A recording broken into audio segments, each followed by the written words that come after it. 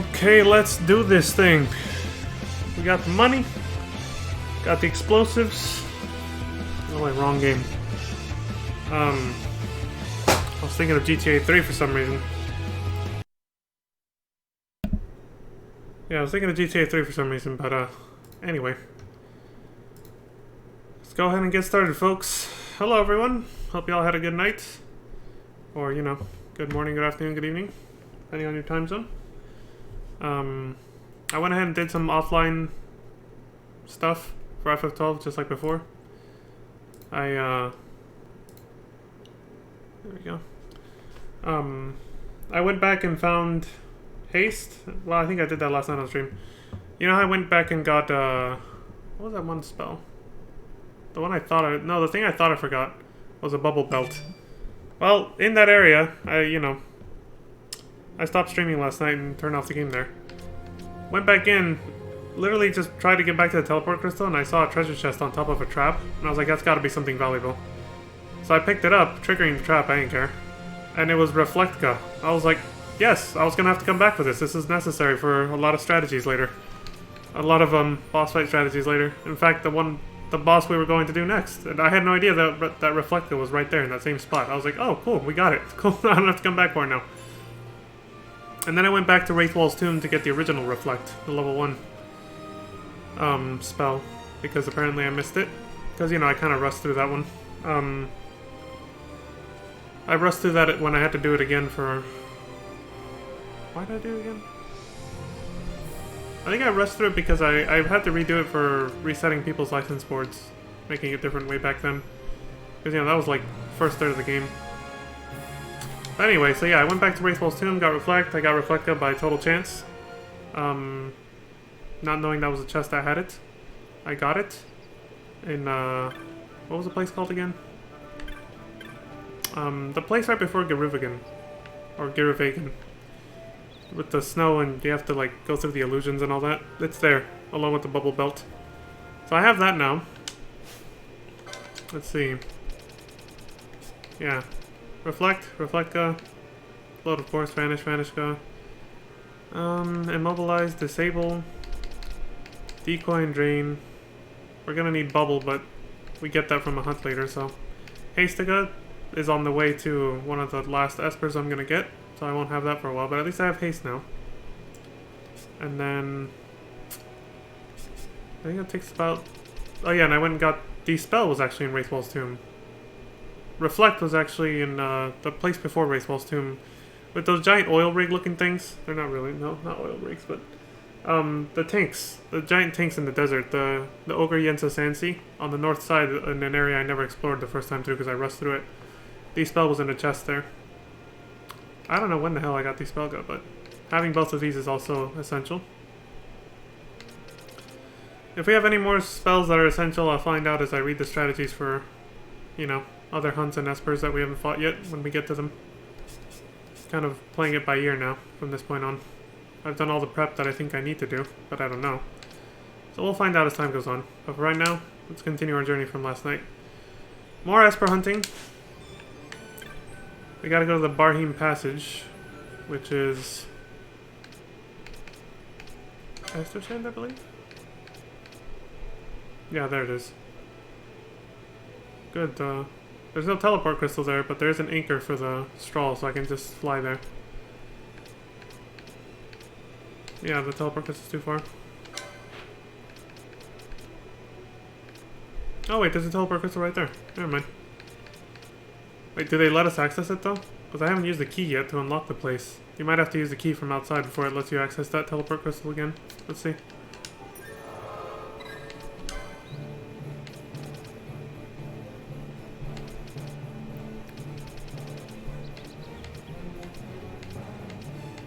No, they don't. You have to have the key to go back in, even if you can teleport in there. Alright, well, first things first. There was a... In passing, the guy mentioned that there's a hunt that takes place there, so let's check that first.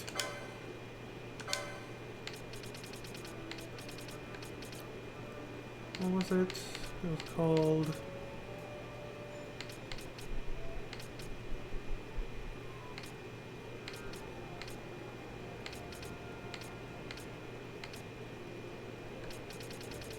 Oh crap, I think this shows something else. Let me go back to the hunt board then. It was called like Bloodwing or something? I don't think I've talked to the client yet, so I need to go see what, confirm it and then go find them.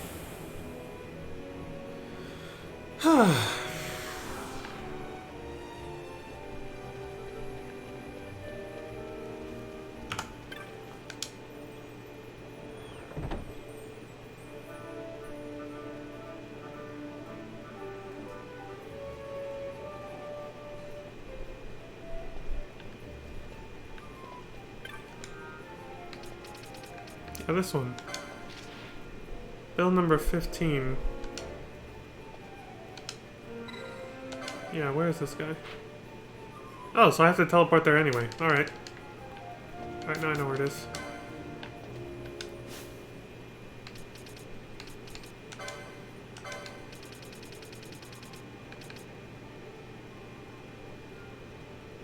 Why is this a different one?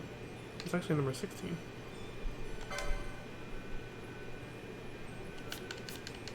That's so strange. Comes up listed as 16, but when I looked at it here, it says number 15. What the fuck? Whatever.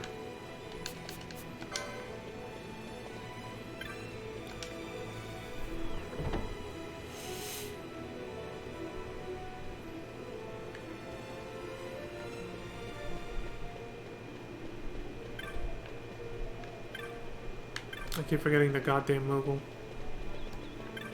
It's the only town that has this feature, so it's hard to remember that it's here.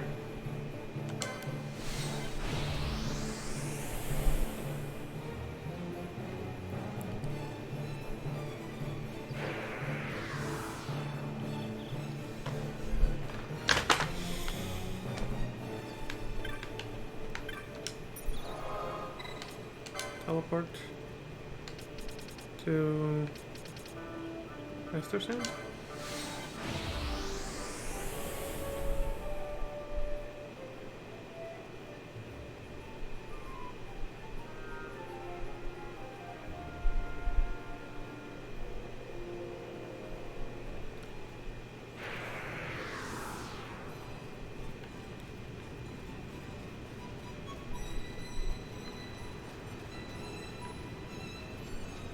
This must be the guy.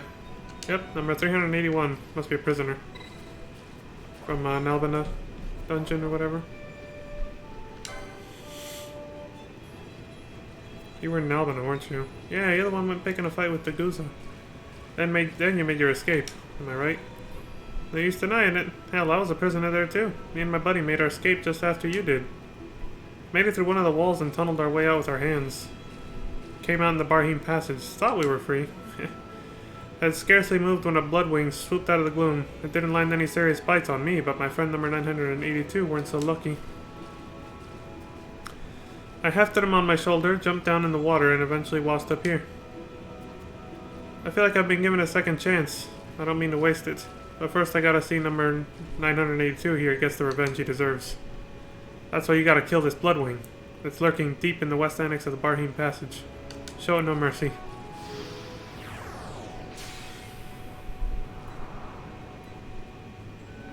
Alright, dude.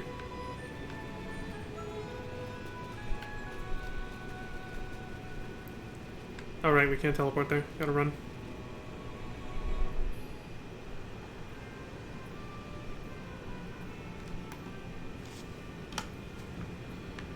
Let's go!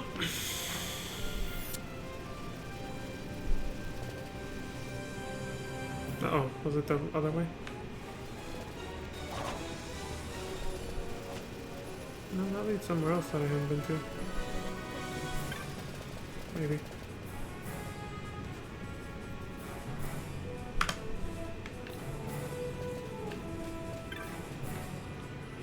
Should save here in case things go horribly wrong. You saw what happened in Zertan Caverns. With a Dremelic. This is fine. I'll start from here. We ran into... Oh, right, this isn't the right entrance anymore. I forgot. This is how we got out. So it was the other... Yeah, it was that other way I'm looking at right there on the map. Yeah, that is the other way in.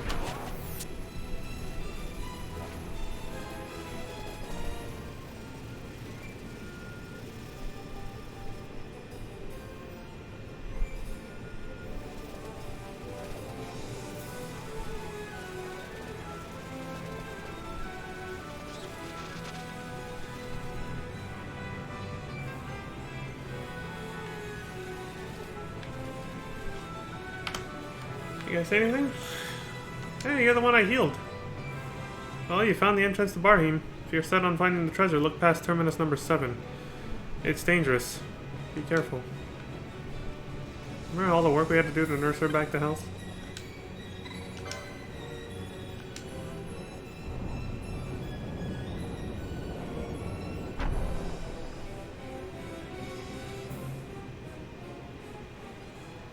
Now we can teleport inside whenever. Terminus number 7, huh?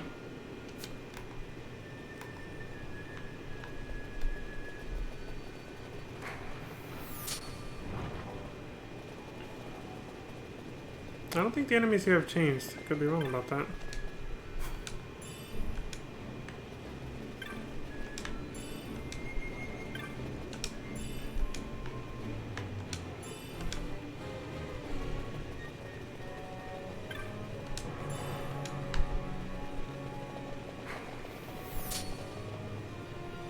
I don't think we have to worry about the power level stuff anymore. I hope.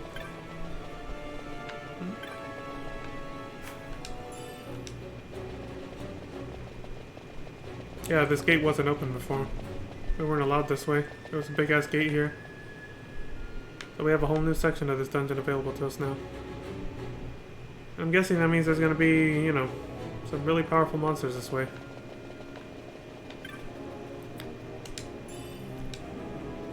Side content usually has that kind of thing. So far, just regular dudes.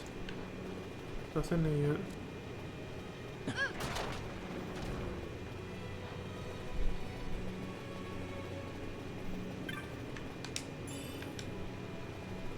Thorn mace. High potion. What the hell just happened? Oil bug? Bastards. Making me waste time having to do this.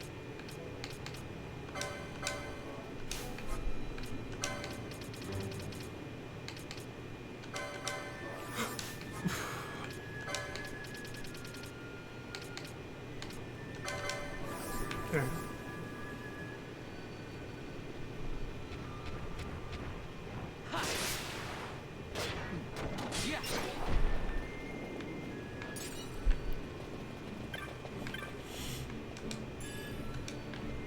Pinch of echo herbs.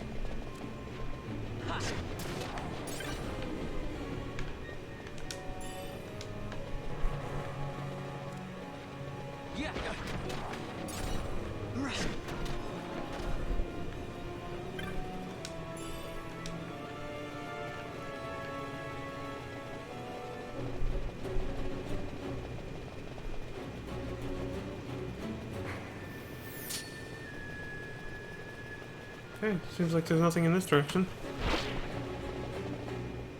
Oh my god, are you serious? A disease trap? Fucking shit. Wow, that's annoying. There's a save crystal over there, let me use it. This status effect by itself is such a big deal. It's a problem. What? No. Fucking mimics.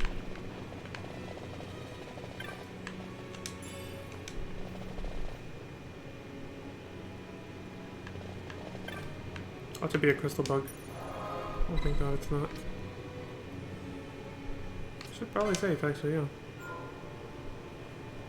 Oh, we're a little deeper inside.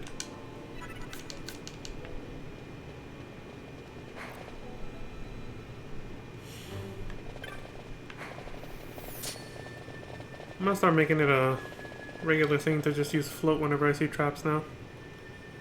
It's just not worth trying to sidestep them when your whole party kind of... Yep, there's traps right there.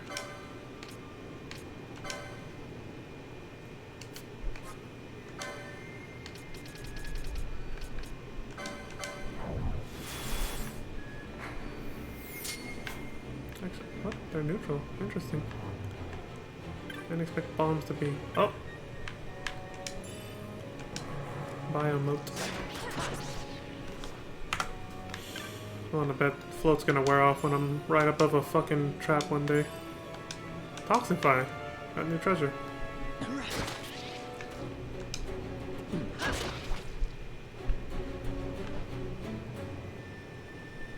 I wish there was a timer to tell you how long your buffs were gonna... How long your buffs are gonna last before they just disappear. Jujutsu kill? What was it?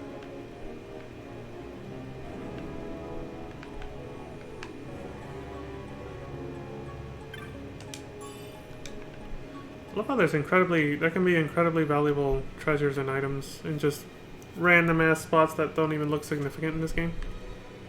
Like where they placed the Zodiac Spear in this version, it's just literally in the middle of a staircase, some random hallway. That's it.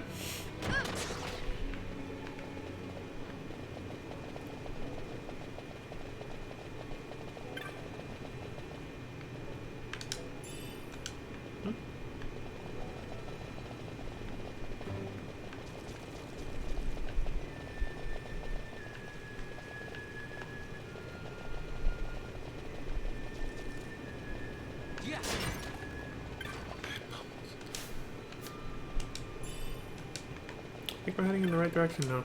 Starting to see new enemies. There's a map.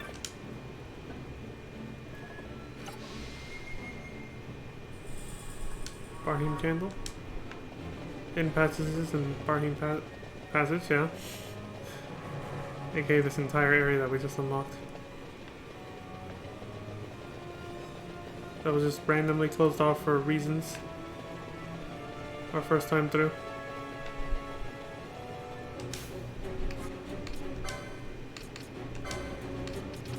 I think now I can start... I can probably put on, what is it? Last selection again.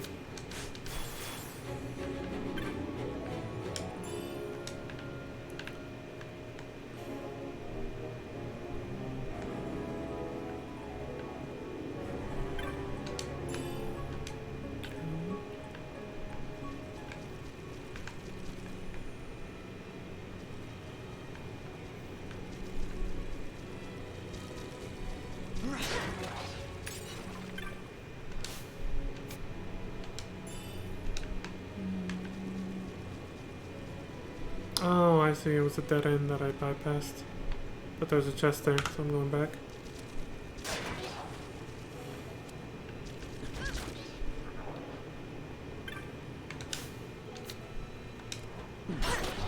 Great. That's all it was, huh? Thought I saw another one. Oh. Gotta listen for the gym.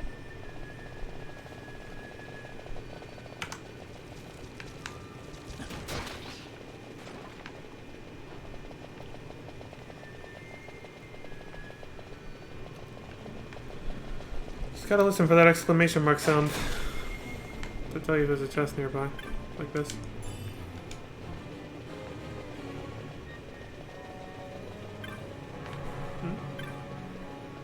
On the other side.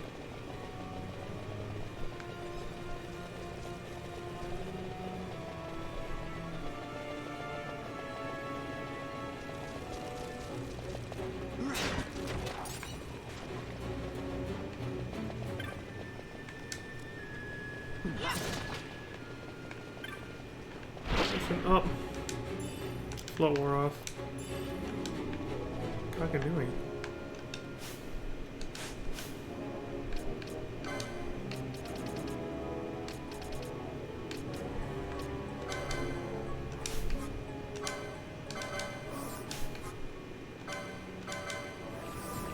Much quicker.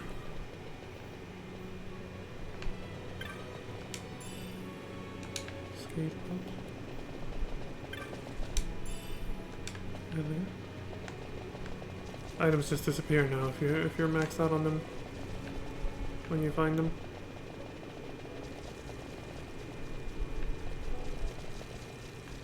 How the hell did we get over there?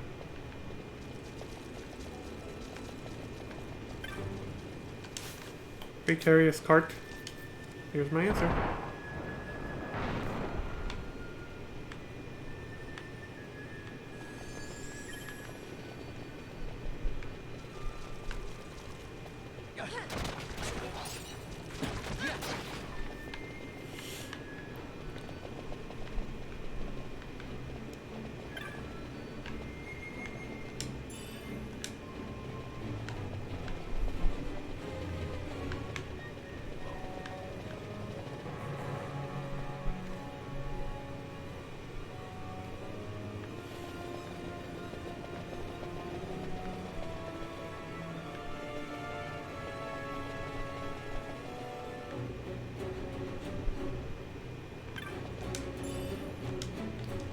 Sheer. I think that might be another magic spell. Could be a weapon or something. This doesn't sound familiar.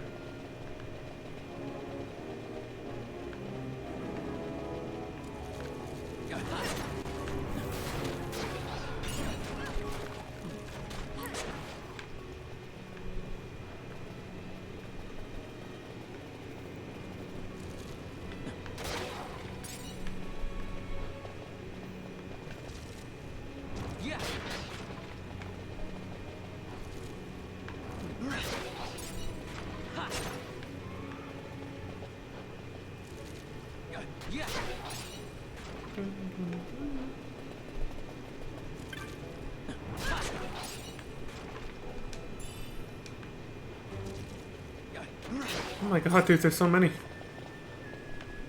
think we're getting close to our Esper. It's a callback to Final Fantasy Tactics. Y'all will recognize it when you see it. Especially the name. The name has quite a bit of significance to me in particular.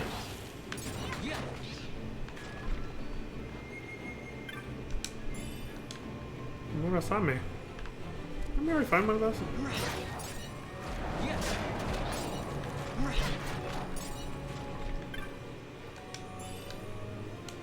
Fumable. Another one?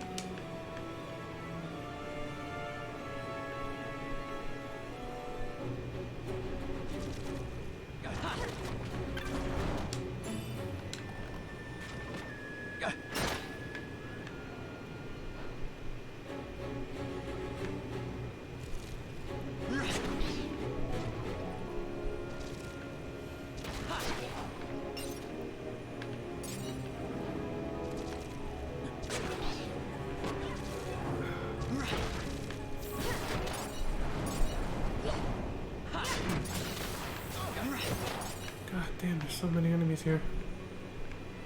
What are you protecting?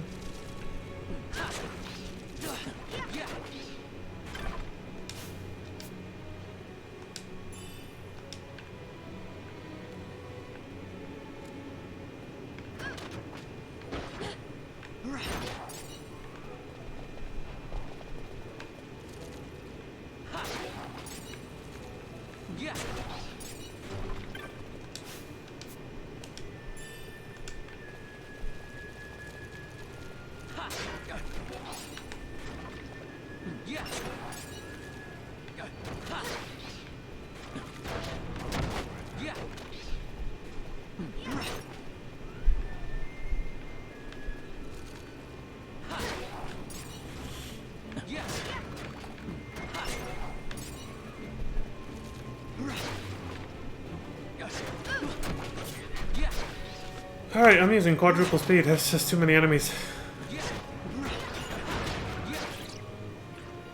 I think we just killed the Bloodwing. It just popped up when we nailed it. Alright, that means we're close. The guide said it was just after Bloodwing.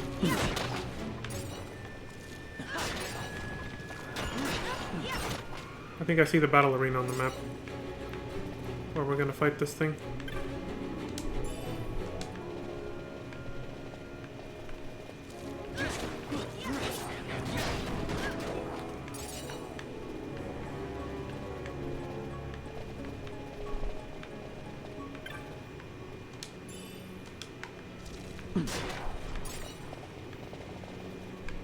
Okay,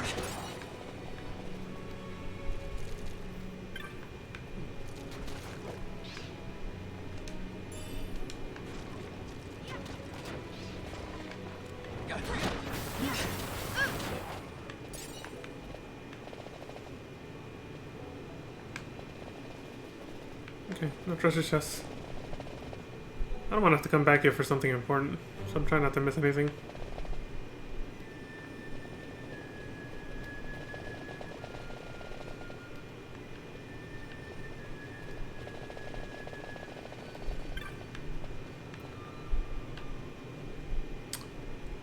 Alright, let's set up our gambits. There's a very specific strategy we gotta use for this fight, no matter how powerful we are. Pull up the table of contents. Here it is.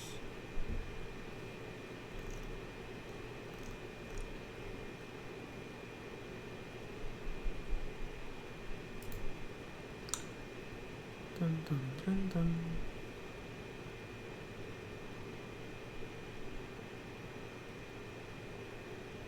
God, it's taking forever. Espers. Yep, we got a Dramalik. Here's the next one.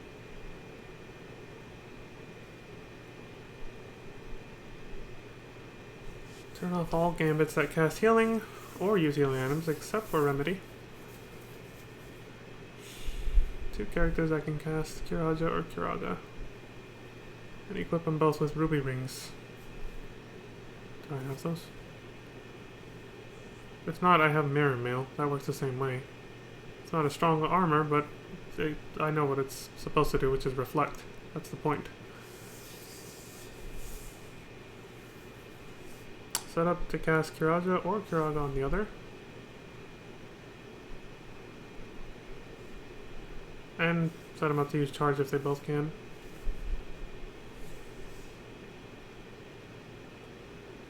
If their MP drops below 10%. And then a character with a gambit to use Phoenix Down or Raise at the top of the list.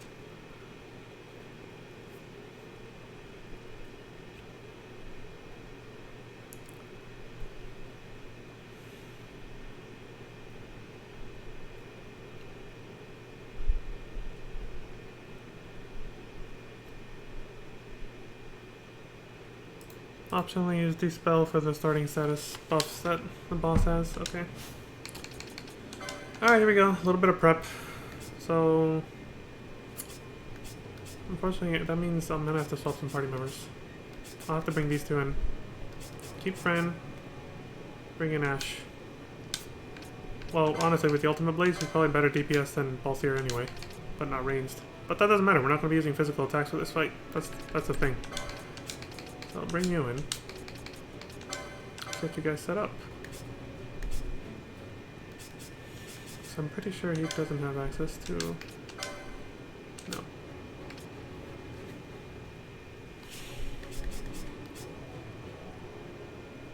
Okay, so... turn this one off for now. That's fine. That's fine. And then... move this up here.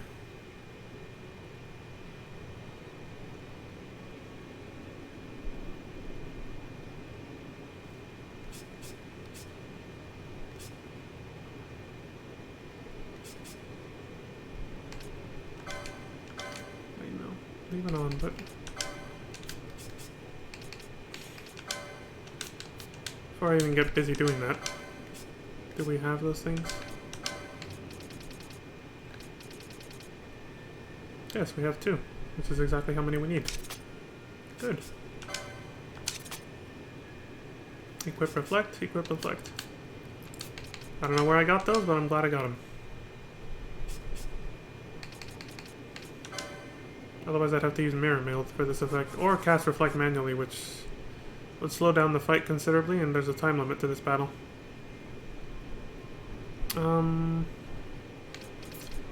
So you will use on Ash. Kiraja. Just spam the hell out of it. I'll leave it off for now.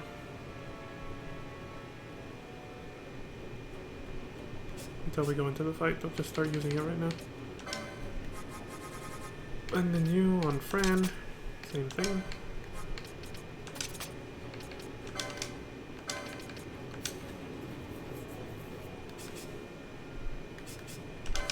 Not yet.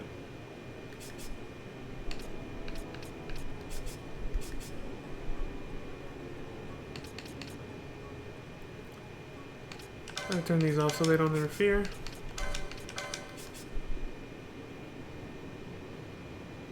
Well, you're just basically on raise duty, and when not doing that, attack in fulls, don't bother with healing, it's not really a priority. Oh, I'll turn that off actually. We won't really have time to.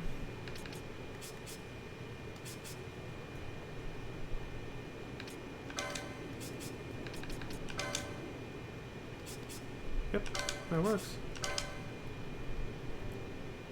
Now, should we make one for Remedy? Yeah, I probably should. But he didn't specify what status effect I should use remedies for, though.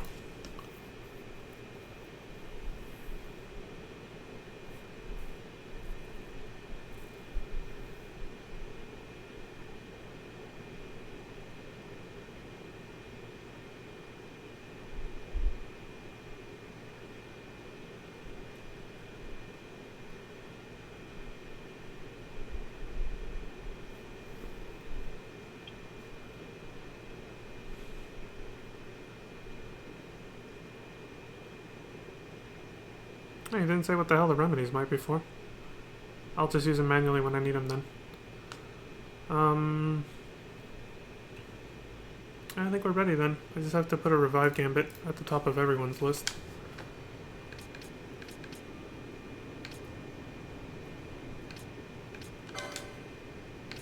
So put this one here.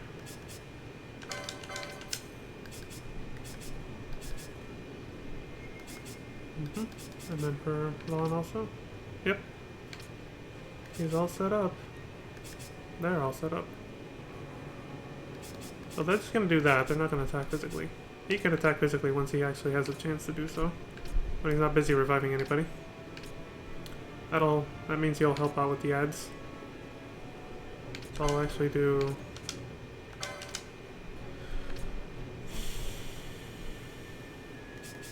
I won't interfere with them, right? No. No, I think we're set up. Alright.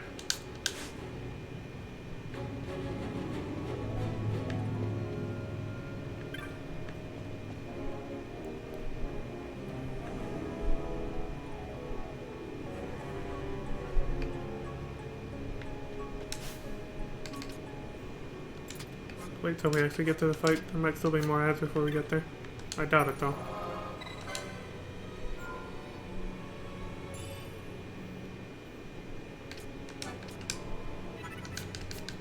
Here we go. Oh wait, this way. Oh yeah, makes the fights easier. Because this can go south really fast if I fuck something up with the setup or if I just dick around too much.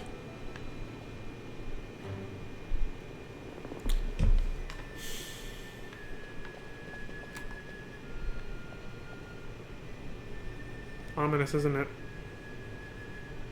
Want to shake? I'll be right back though. Last minute prep on my part, IRL.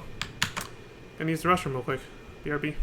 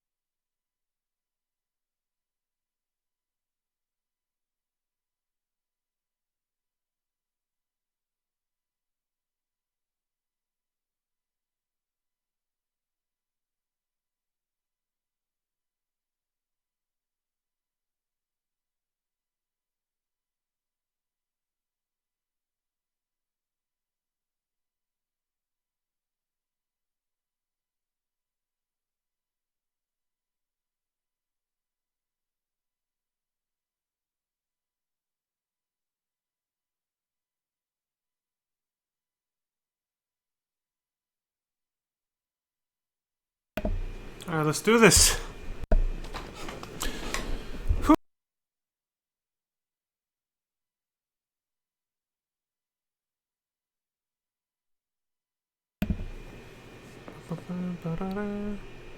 Almost forgot to switch back. Almost did this whole fight with the BRB screen up. That would have been great, right? Like that goddamn Blitzball game. Almost. It's the frozen still of the YouTube video I watched for the strategy, and then you guys just get to hear the whole game in the background, and that's it. And just get to imagine how glorious it was. Most epic Blitzball game I ever had. And I didn't capture it on video. Just audio. Feels bad, man.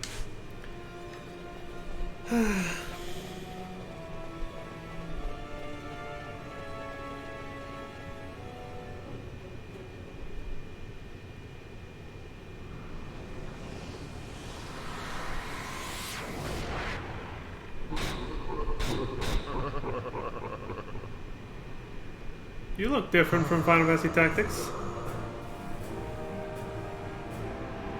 Still just as much of an ass-ugly face, but now he's got a booba chick with him. Y'all don't know who this is by this point. We'll find out in a minute. In a second. Zalera!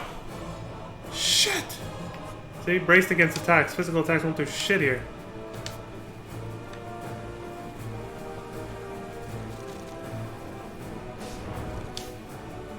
Okay. So that's set up. I'm not gonna do shit. Now... why does this Esper song sound a little different?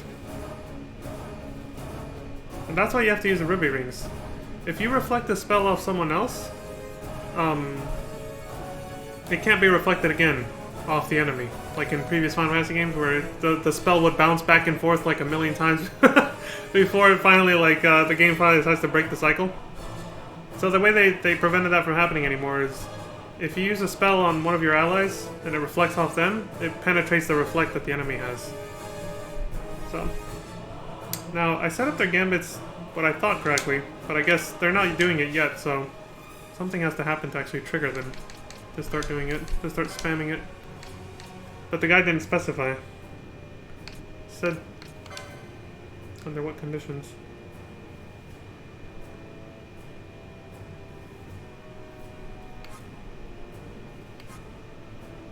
No. Wait. There it is. Ally status equals reflect. That'll probably get them to start doing it. Otherwise they just don't. Because they're not doing anything. Like that. Let's see if they start doing something now. Because they both have reflect.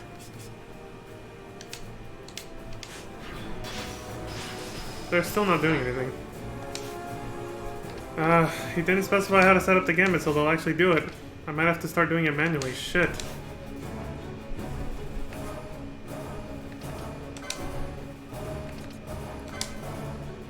You notice we only have 5 minutes to defeat Zalera?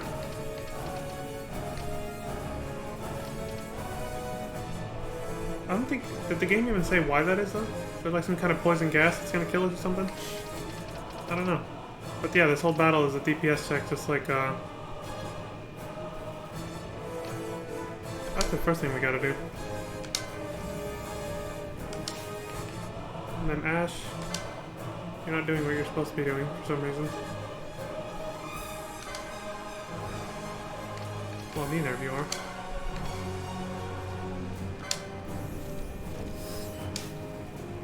I'm gonna take a guess and say it's probably because I don't have them at the top. Let's see. Even though the ones above them are turned off, this should work.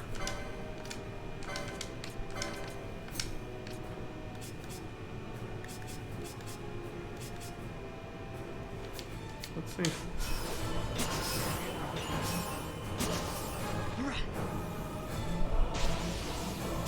Yeah, now they're doing it.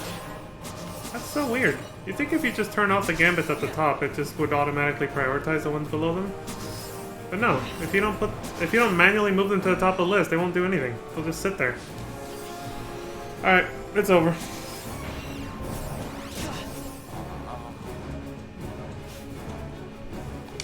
Don't worry, Vaughn, you'll be alright.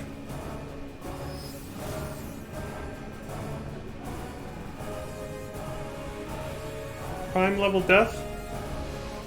Level 92, I think we should be fine. I think.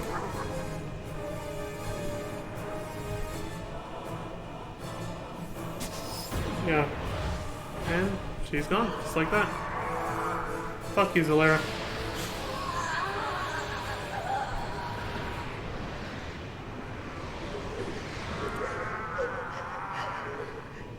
Oh look, they hug each other before they die.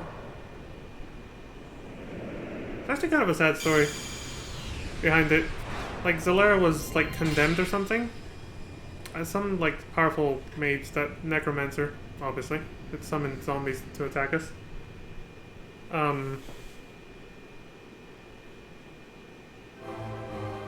Oh, shit! She dealt the finishing blow and she was a leader. I think she's at the front because she was a leader since I had to switch leaders. Ass looks pretty cool with the ultimate blade like that. You obtained the Esper, Zalera, the Death Seraph. There you go. Ugly motherfucker with a hot chick literally on his arm, his left arm. And the server I play on FF14 is named after him. Yeah, I think I mentioned it before. I play on Zalera. But, yeah, the sad story behind it was... So he was like a powerful necromancer, people feared him, so they condemned him somehow. I don't remember the full details. Oh shit, they're gonna keep casting now. I gotta turn off their gambits. Let me see. So, they condemned him, and then, like, as a form of revenge, he stole, like, an innocent maiden, that woman, on his arm, and decided to, like, imprison her and enslave her, make her his forever, to, like, spend eternity with her forever as, like, a form of revenge against the people who condemned her. Like, she was someone important, I think. And so that's why you see them like that.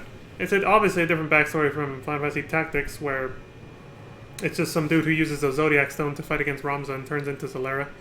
And that time it was just, you know, Mr. Skullface with some bat wings, just some claws and stuff, and that was it. It was a much simpler design. This design is a lot cooler looking, and it has a much better backstory to it, because it's an Esper instead of just a human who transformed using a Zodiac Stone. Remember, it's a different version of Ivalice. It's not the same as OG Tactics. But yeah, I thought that was pretty cool. So now we have Zalera the Death Seraph, and I forgot to mention off stream I gave a Dremelic to Balthier because it unlocked some useful skills for him. Now I gotta find out who's gonna get, you know, Zalera.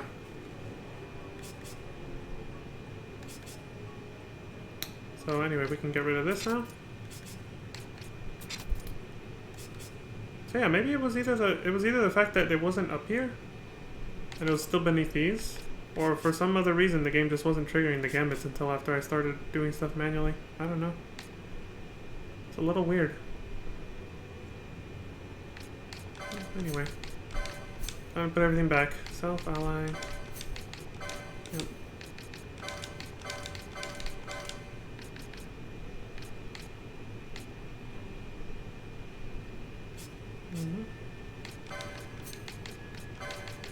There. What am I doing? Being a muppet as always. A muppet, mate. Yep. I realize that should be at the top.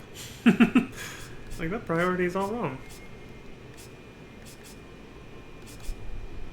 Well, it kind of is and it kind of isn't. Put your own mask on first before trying to help the person next to you, you know? Like they tell you on airplanes.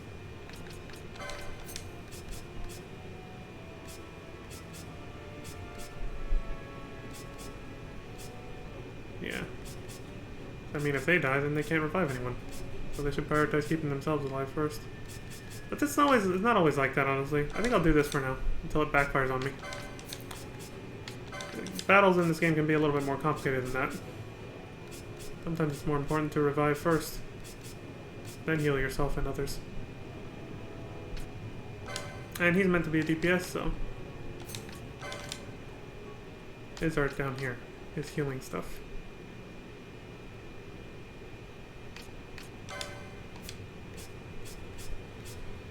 Alright, back to normal.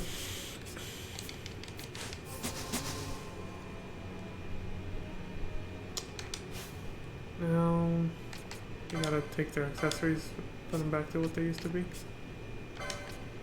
Not this.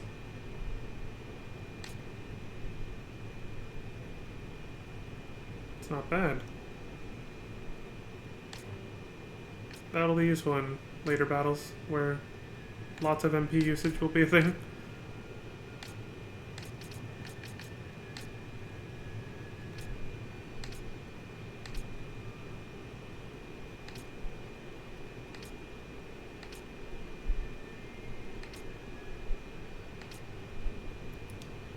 It's probably not a bad idea anymore, but I want her to be immune to silence.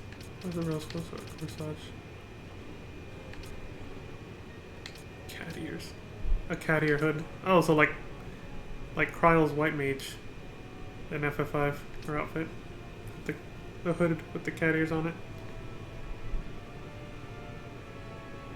Oh right, somebody needs to have this on for some treasure chests later. Search the deepest recesses of chests, coffers, and the like.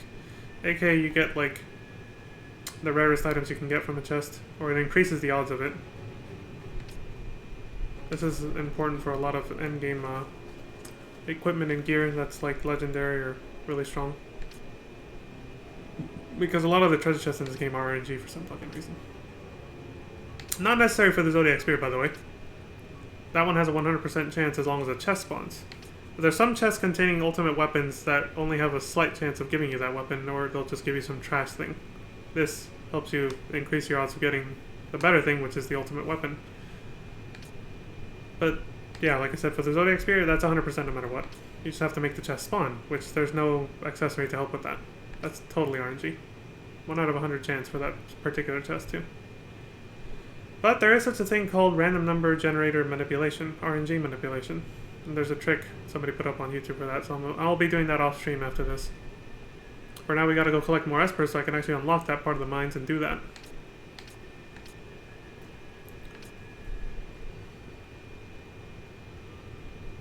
Oh, that's cool. This would have penetrated Zalera's Reflect. Cool. Haste, not bad. We found some pretty good accessories that I haven't stopped to take a look at. Ghillie boots. Immune to oil.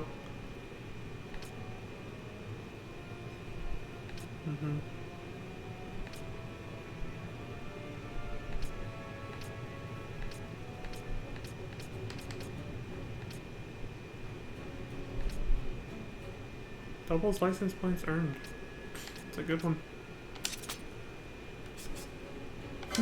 I think I also gave her a rose corsage just because, you know, you never want the white mage to be silenced. That is a very, very bad thing to happen. But luckily in this game, even mid-battle, you can change accessories and equipment whenever you want.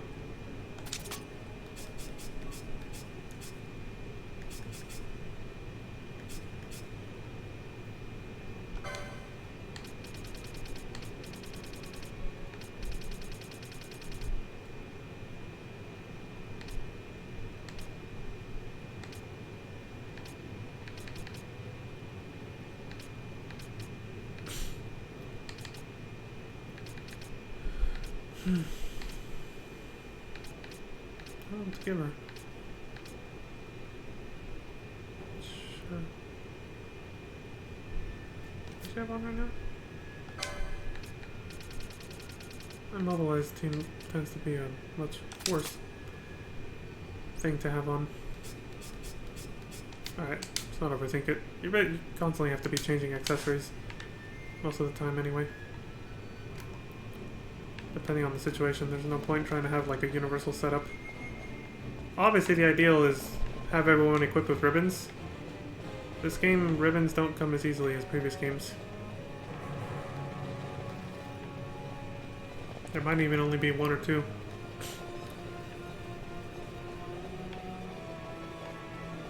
Well, that you can get without relying on RNG, like I was just saying, how there's a lot of... There's a lot of rare equipment and items that only appear by random chance from certain treasure chests. If you don't get it the first time, you have to leave the area, come back, make the chest spawn again, and try again. Really, really lame and stupid. Where the hell does this lead? I didn't even know there was another exit to this place. Shit! We're actually now in the spot where... I didn't know that. Wow, that's cool. Now the gate's open. This gate was always closed before. So we're actually now in the location of the next Esper I was going for. Look at that. The convenience, huh?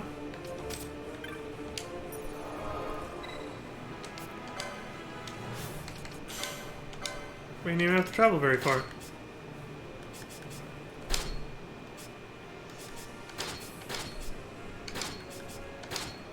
Somehow I keep forgetting to optimize everyone's equipment after I buy new shit or something. Anyway.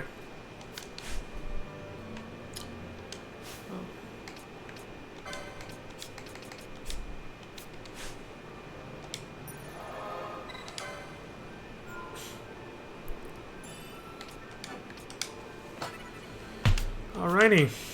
Well, since we're already here, let's go right to it. Yep, next one's right here. In order to reach this Esper, you have to manipulate the garum-sized waterway controls with the sluice key. Yeah, so we're in the right area, but we gotta go to the opposite end, the other entrance from Rabanastre. So I gotta get my ass to the front, or the north side. This requires having completed the hunts for the Wraith. Yep, I did that. And the White Moose. Yep, that one was a struggle, but I did it. With the sluice key in hand, head to garum-sized waterway and central waterway control.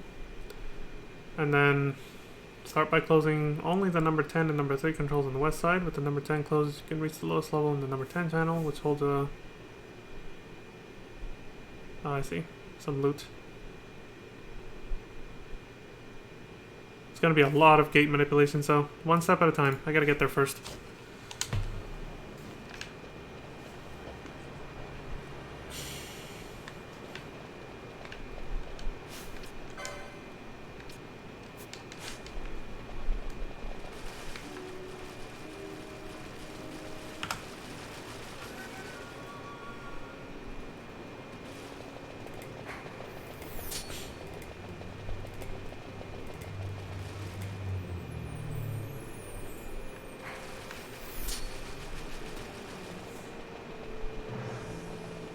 Fuck you guys.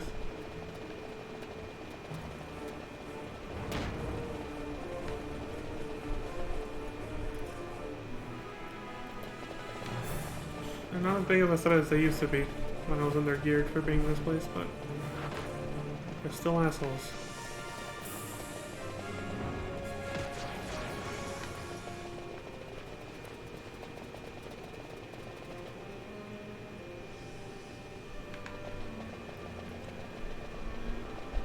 Okay, let's do this.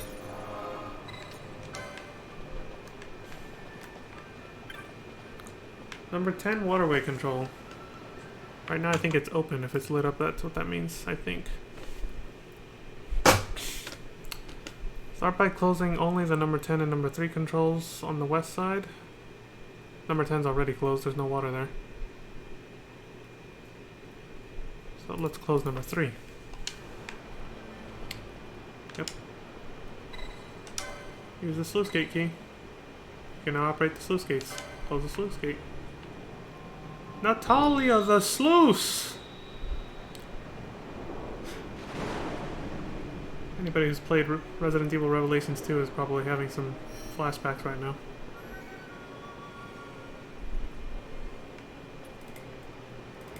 Okay, good. Number 10 and number 3 are closed. Okay, so I can now reach the bottom of both of those channels.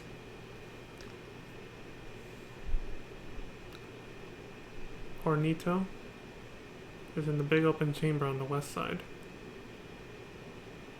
Then come back, and then from here, head down number 3. Use the number 1 south waterway control. And look for a one-time guaranteed jade collar. On the lowest level below the control mechanism. Then come back and open up 10 and 3 again.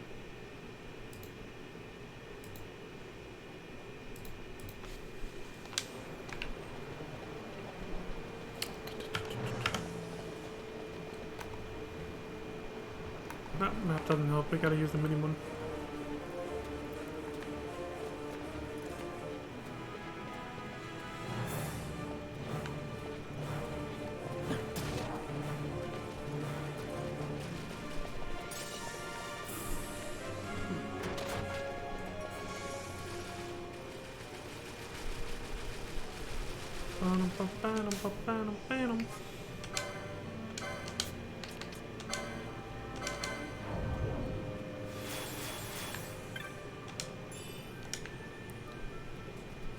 Hold that for a gold needle, great.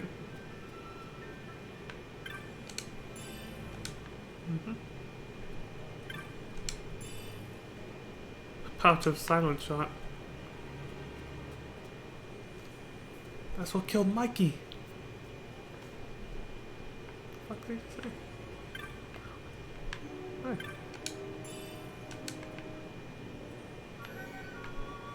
I don't know half the shit I say sometimes. This is the number 10 channel.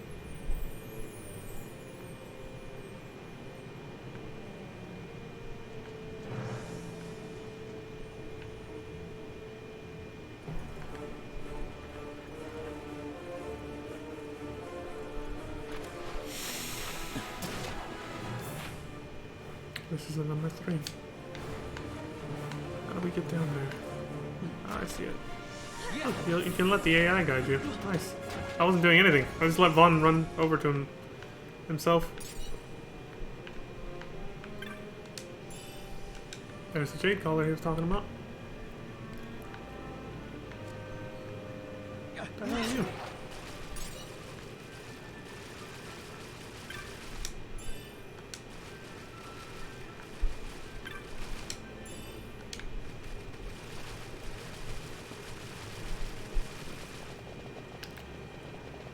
Okay, that takes care of that. Ah, this is the switch he was talking about. I think he said to use this. Yeah, use it. And head back to the waterway control and open 10 and 3 back up, but close 11 and 4.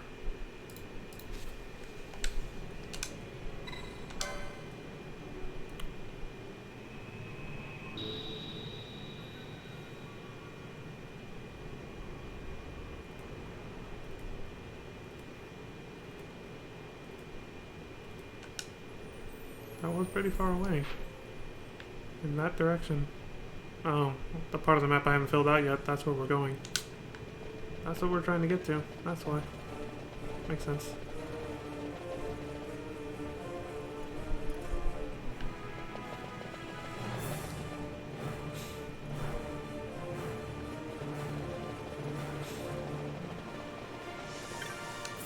Might as well heal up.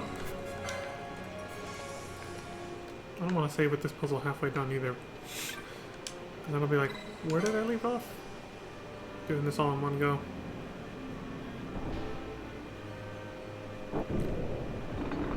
Open this one up for the first time in ages.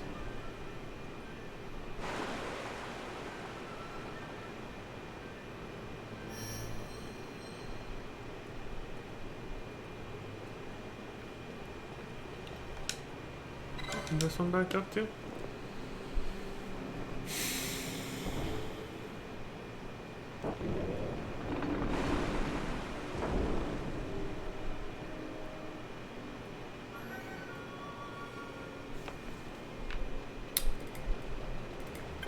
And close up number 11 and number 4.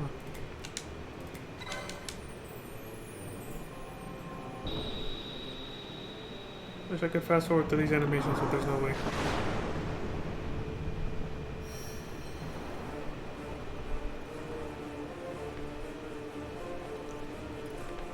But then she said there was no way. I remember the most random shit from TV shows and video games. At the weirdest times.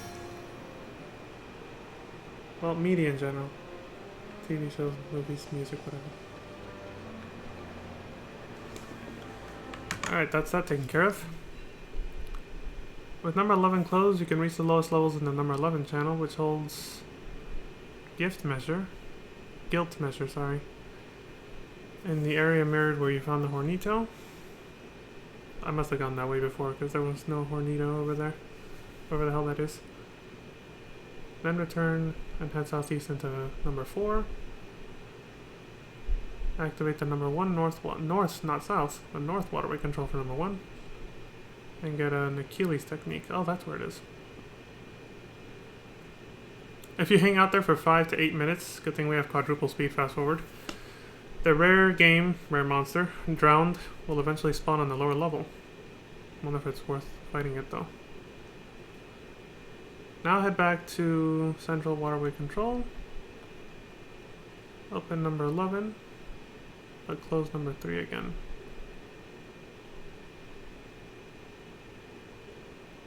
Then save your game before heading south into the number 1 cloaca.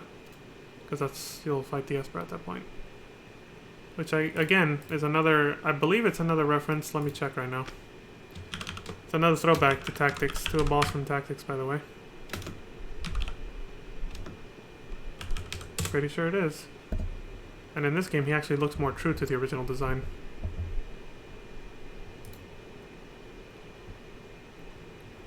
From, yeah, he does, he really does. Okay. I won't spoil who it is though, you'll find out when we see him. Anyway, so again, go down to number 11 first, then come back and go down number 4. Activate number 1 North Waterway Control, get to all the treasure, come back, and then we'll go from there. I think this wasn't too complicated when you actually know what to do. You know, when you have a guide telling you, it's like, not that bad. This could take forever if you do it blind. Unless you get really lucky.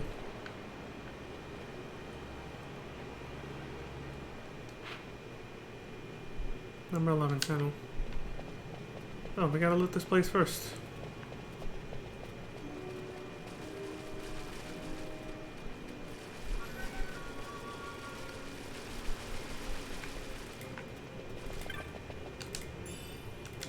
Chronos here, never a bad thing to have.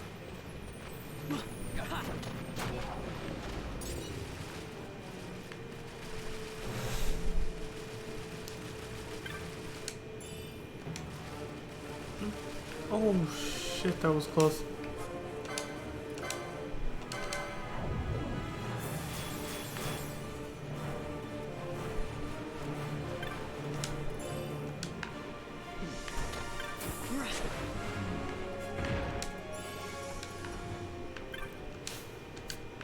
Potion. There's the guilt measure. What the hell that does?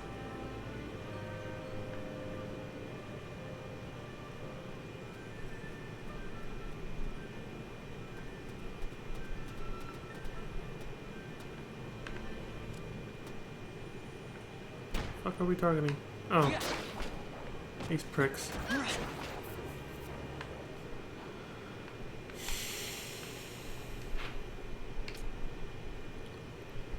Now we gotta go down to number 4 channel. There's no need to go all the way back to the control. Might just cross over. Same thing. Wait. See if they show me how to get there. Nope, they gave up. I guess the stairs are too far away.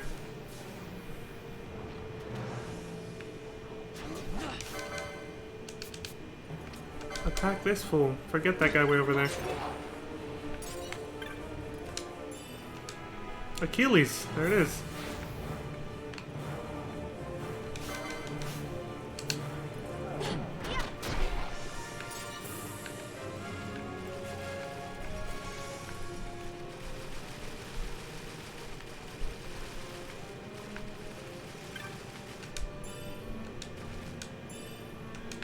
Almost here. Okay, so I think this is the place he said you can wait for that thing, right? 5 to 8 minutes. Should only take about 3 to 4 then, with quadruple speed. Even less because I'm already spending time looting treasure chests. So, close the number north sluice gate. The number 1 north.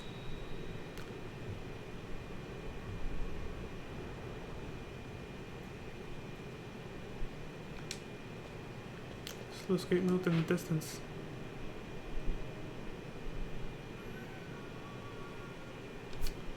Is in that direction?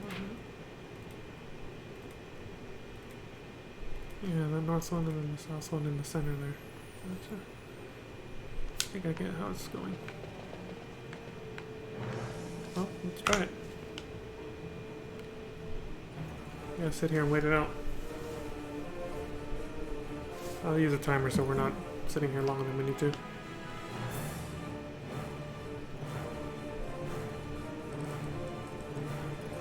Three minutes. Shouldn't take any longer than that, considering how much time has already passed.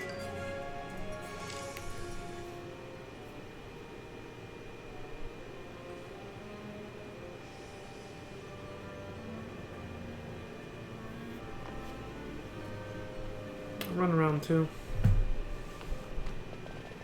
In case it spawns sooner.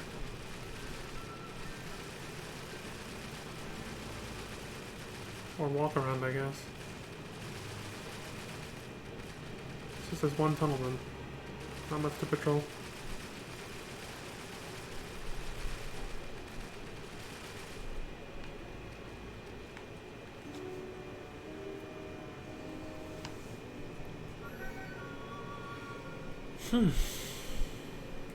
Nothing.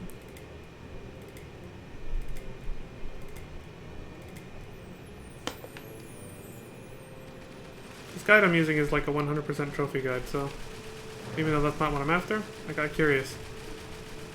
So part of 100% is filling out the bestiary, encountering every single monster there is, and I think you have to kill it too. So he knows how to find all the rare ones.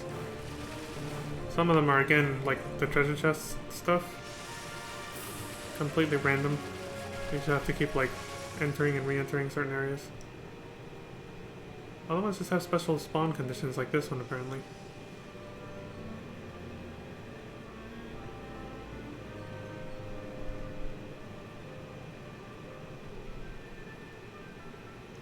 I'm not really after this thing, so if it really doesn't spawn after the timer goes off, we're out of here. This was just kind of an added bonus. I wanted to see what the big deal was with these rare games.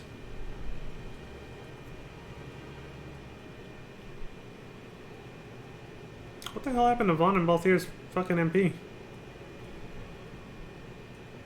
I just looked at it, I was like, dude, what the fuck? Oh! There it is! Drowned? It's literally a zombie.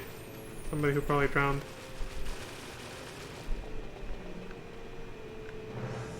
What the hell happened to our MP? Why is it so low? Some enemy must have used something on us. Anyway, that's that. Head back to Central Waterway Control and open up number 11 but close number 3 again. Then save and get ready for the fight. I remember this boss killed me so many times and caused me a lot of trouble back in the day because I fought him at minimum like item level equipment, meaning as early as I could fight this guy, which is pretty early in the game. You can fight him before you even get Bellius, so he would destroy me until I found the right strategy. And yeah, there's like 3 paragraphs on how to fight this guy. I'm gonna read it, because you cannot brute force this dude. He starts off by saying, with a party of level 53 characters, this battle was still fairly challenging. Yeah. Let me go save first before I read it, though. Okay, so open number 11 and close number 3 again.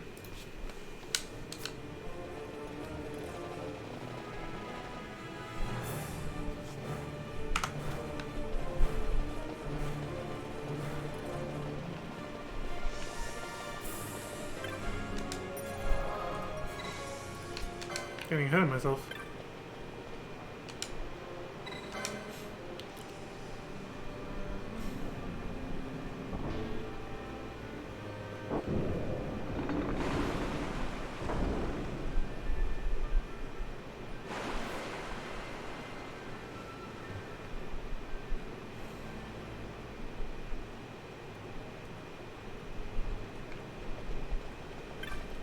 Close number 3 again.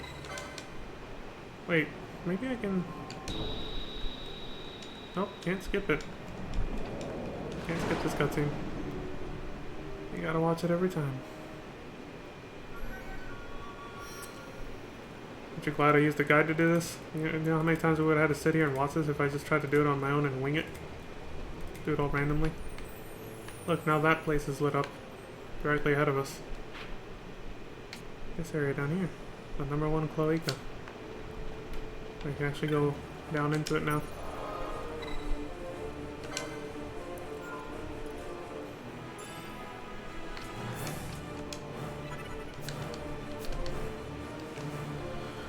Alright, let's read the strategy for this. It's a doozy.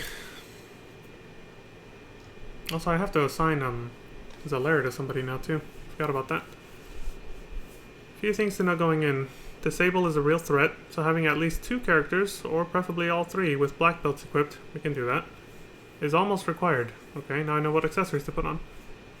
There is a constant HP depletion effect, which stacks with sap and poison. That's what would get me killed back in the day, yeah. Which the Esper likes to inflict. You can be dropping over 1,000 HP per second. Jesus Christ. I wonder he would murder me. He likes to cast Invert, swapping your HP with your MP, which is incredibly dangerous. That generally kills a character given the constant HP depletion, but also regenerates MP for your healer, at least. He also likes to cast Sloga.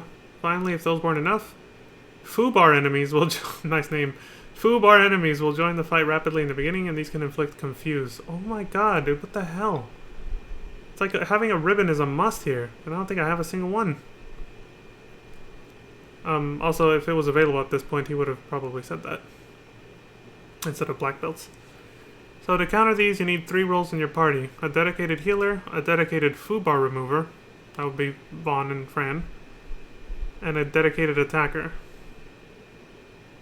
Okay, we have those. The dedicated healer needs to have Kiraja set up as a top gambit, not a problem. Followed by Izuna on any ally and charge on self when MP is less than 10%. Yeah, that way you're not gambling too much of your MP when you do it. On any ally. Okay. Charge on self. The other 2 need to have... Maybe by using Izuna with on any ally means you'll use Izuna no matter what status effect they have on. If that's the case, I'm going to keep that gambit permanently, because there's a lot of times where I'm just like, I have to do this manually. Anyway. Other 2 need to have Phoenix Downs as their top gambits, followed by an X potion for ally below 20% HP. Followed by Nukai Sand and Chronos Tear on any ally. Hope I have Nukai Sands. I know I have Chronos Tears, but if you don't have black belts on everyone, make sure that one character wearing one has a gambit to use a remedy on any ally afflicted with Disable. Your dedicated Foobar remover needs to have a gambit targeting undead foes with Fyriga. Oh, okay. I think I made Vaughn a red mage. I don't know if he gets access to Fyriga though. He might only have Fyra. This needs to come before any other attack gambit. If you can find a way to keep a bubble gambit in, terrific. I don't have that spell yet. And I won't be getting it for a while. Start the battle with Dispel to remove haste and other beneficial effects from the Esper. After that, let your gambits do their work. If you see that Sloga or Disablega is about to be cast, run the targeted character away from the group. I have a split up marker. Nice. Can minimize the amount of time spent using items to restore your statuses. Once the Foobars quit spawning for good, there may be a couple lulls, and swap in another physical attacker as long as you have similarly good gambits set up. A Pheasant Netsuke can do wonders with those X potions. What the hell is that? What makes the wearer susceptible to disable? Oh, I see, it's a different accessory, which I don't recognize, so I don't think I even have it. When the Esper's HP drops below 20%, it takes much more reduced damage. You want to try to finish it off with a quickening chain to speed things up, because the longer the battle goes, the more difficult staying alive becomes. It's like a worse version of Zalair, which just had a countdown 5-minute timer to death. Eventually the battle is won. Okay, I won't say the rest. That's a lot to remember. So let's go through this one thing at a time.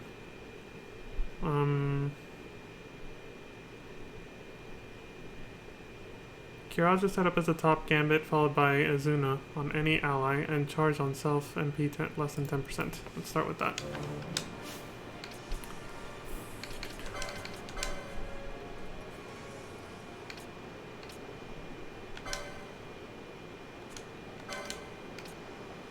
Said Kiraja on who? I already forgot it. Doesn't say. Just says have it as a top gambit. So I'm assuming it's the same as Azuna. Any ally. For both Azuna and Kiraja. So let's just make a new one so I don't have to remodify these later. Any ally. Kiraja. There you go. And then any ally. Azuna. Which is actually right here on the first page. I'm probably keeping this gambit if it works the way I hope it does. And then charge the technique. Do I even have that on Fran? I might not.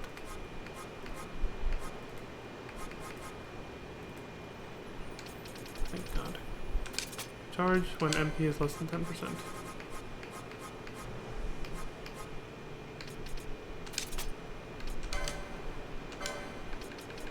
These are the top 3 gambits right here. Kiraja, Azuna, and charge. That's for her.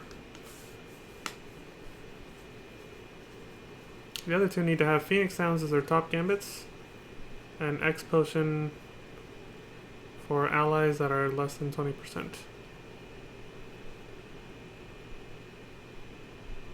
And then still 2 more.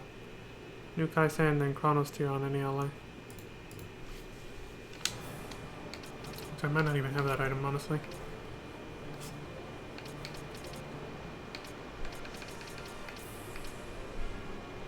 I can change this to Phoenix Down. For all I know, he probably uses... whatever. Phoenix Down.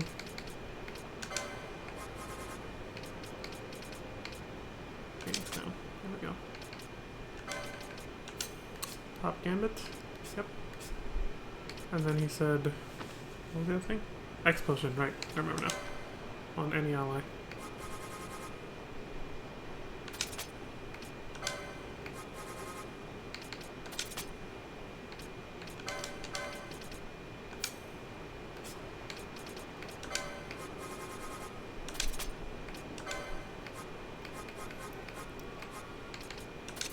There you go. And then Chronos Tears or New Kaisan, he said. Okay, yeah, I have them. What does it do? Remove Confuse, remove Slow and Stop. Which one's the priority?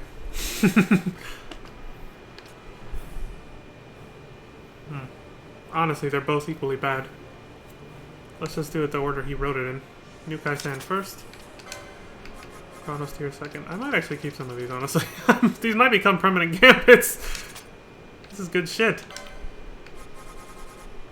Any ally.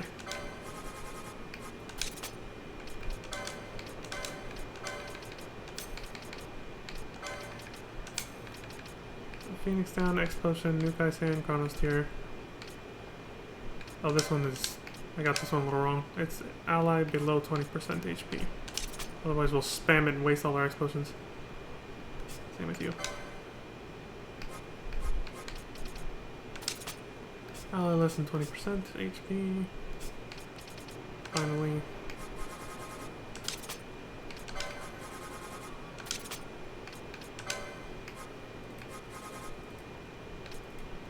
I guess any really just means anybody who's afflicted with this. You'd think that would be any status effect equals this, but Unless the guy's just implying that and he's not telling me. He's not spelling it out. I'm guessing just any because of the fact that he's going to be spamming those status effects on us anyway. But still, I want to be more specific. So I think I'll just, you know, if someone's under confused, then use it. I'll just spam it for no reason. And then this is what? Slow and stop. Now this one I might have to leave any because I don't know if that's combined. I think you can only pick stop or slow. Yeah, you can't pick both. So I'll just leave that as any. Because this is for both of those.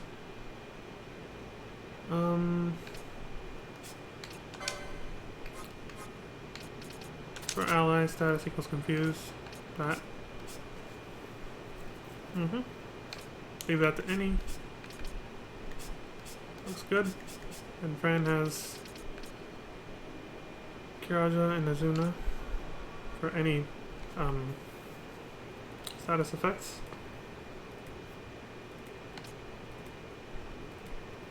Charge, yep. These two are in charge of reviving. Mostly her, so she can keep everyone alive. But they're also doing backup healer duty with the explosions. Alright, I think we're set up. I think that's mostly everything.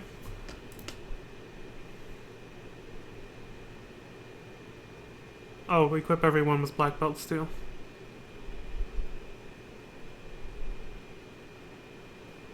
Your dedicated foobar remover needs to have a gambit targeting undead enemies with Fyraga. The only person that can do that is Vaughn. Does he have Fyraga?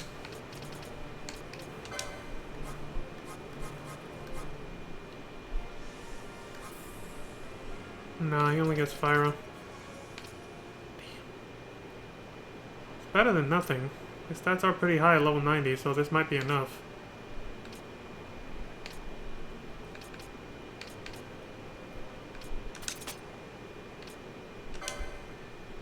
Undead foes.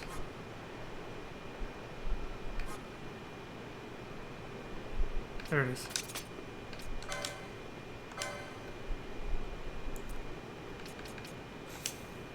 I'm guessing like that. He didn't say where to put this one.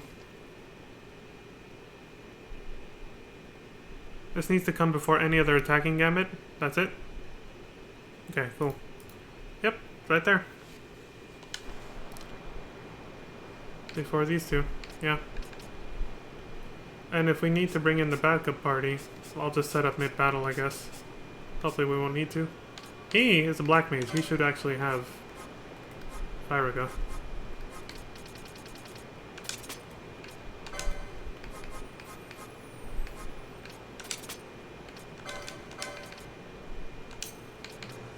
That's just in case. We should hopefully be able to manage this with this party. We'll see. At least I have that set up now. If I have to reset up mid-battle, it's gonna take a minute. Setting all this back up on these three. Jesus. Okay, I think we're ready. Now, Zalera. What are you most useful for before we start?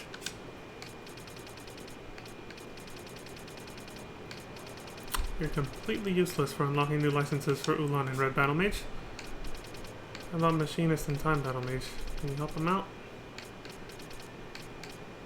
Not Machinist.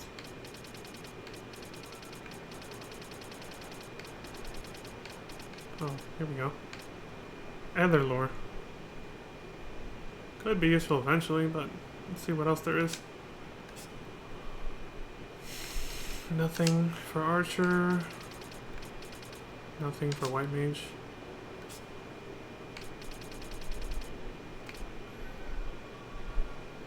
That skill does not work as well as they make you think. It's not worth it. So, nope. How about Black Mage? Ooh, what's this? Steal and Poach? For a Black Mage. I don't even think so. Nothing for Knight. Nothing for White Mage. Okay. So, basically my choices are either Traveler. Well, actually, I'll get, if Boss, since he's both of those jobs, he'll get all three. He'll get Traveler, Poach, and Steal, I guess. that's it. I mean, nobody else is really gonna benefit from Zalera at all. There's this.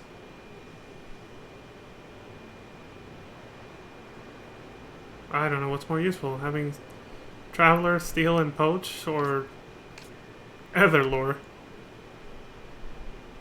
Probably Etherlore because I think somebody else already has all three of those things. Let me check.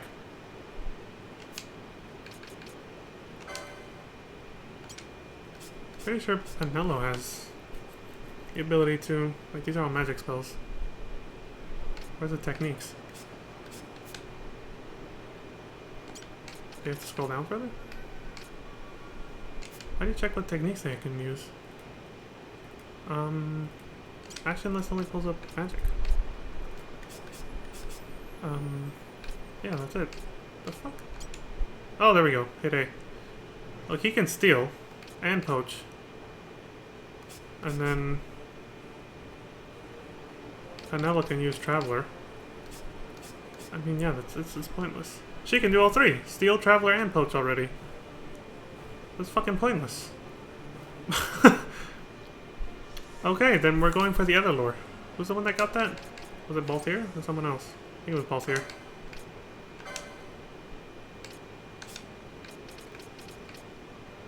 Yeah. Fuck it. There you have Zalera. Some disgusting undead freak with a beautiful woman on his side. On his arm. Literally on his arm. Not just holding her with his arm. Attached, surgically attached. Not surgically, but you know. Whatever. Alright, I guess if he ever needs fucking others for something. Sure. I gotta make time to show off with Dremelic and Zalera too. My Espers are building up, or, you know, they're adding up and I haven't demonstrated what they can do. How many do we have now? 1, 2, 3, 4, 5, 6, 7. We'll have 8 after this battle. We need to kill and obtain 2 more after this. Okay, that was a lot of prep and setup. Let's save in case anything goes horribly wrong. I won't have to do all that again.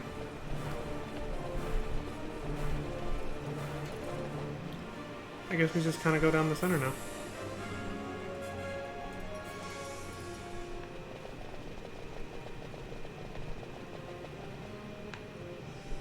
It's a big battle arena. You know there's an Esper nearby because you see the mist is really dense here. You can see it in the air.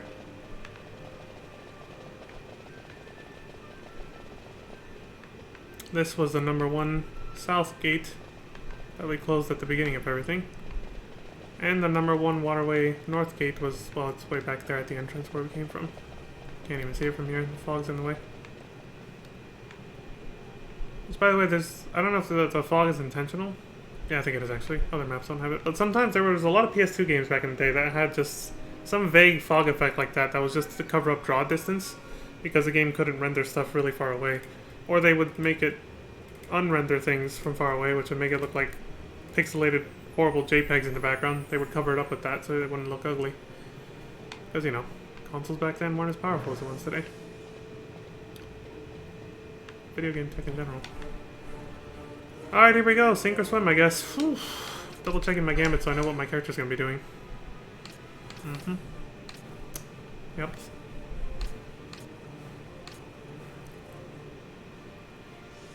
Okay. I think I should turn off other ones that might... Yeah, just leave these so he can do that after this. But these are fine. I think I'm going to turn off his other... Yeah. Because we already have a dedicated healer for this fight. Her. She's already doing it here. If they have free time to attack, I guess. But otherwise, these are the priority.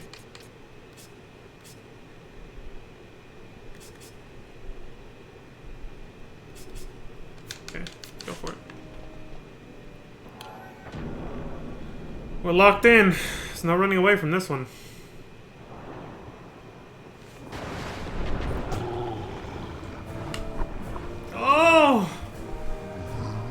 who it is! He has a very different personality and attitude. Still twisted as fuck. It's Cuchulainn. The very first, you know, Zodiac monster fight in Final Fantasy Tactics. The difference is, with this one's design, he's still like big and fat or whatever, but he doesn't have the, you know, the stitches down the middle that opens up his stomach, and it has like a mouth, you know, that ugly ass Nightmare Fuel design from back then. Wait, that's right. I think he said start with Dispel.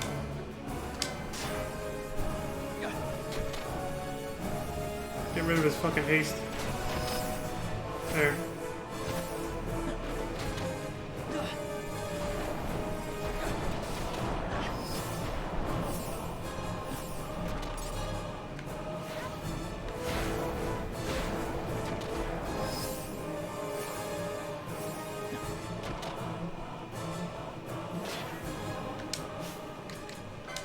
The last thing I forgot to set up.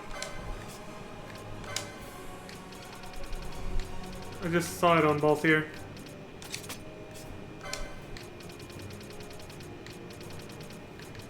There.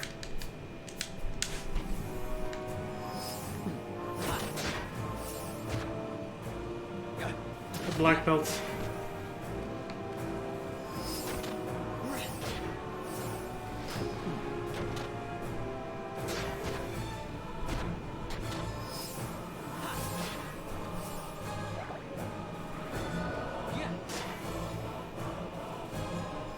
Vaughn's HP and MP were inverted.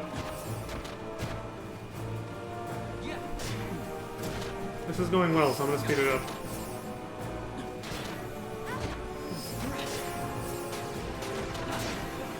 Good thing I put on the black belts before he did that. He would have immobilized all of us.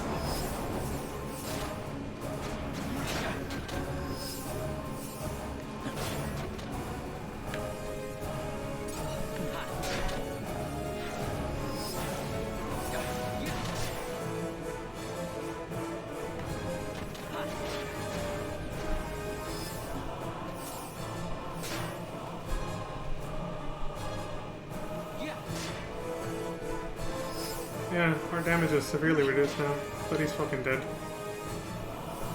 You're finished, asshole. Horse friend fucking dies at the last minute because of invert. I was waiting for that. I was like, somebody just poke him already. He's at 1 HP.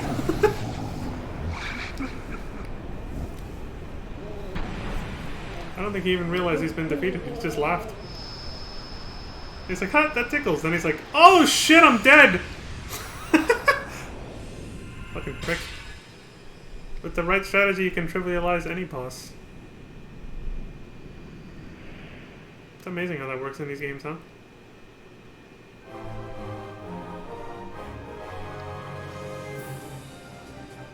Drink that water. Stay hydrated, y'all. Vaughn's reminding everyone right now. Stay hydrated, drink your water. You obtain the Esper Cuchulainn the Impure. Yep. That very first Nightmare Fuel boss in Final Fantasy Tactics. And you get your first Zodiac Stone in that game.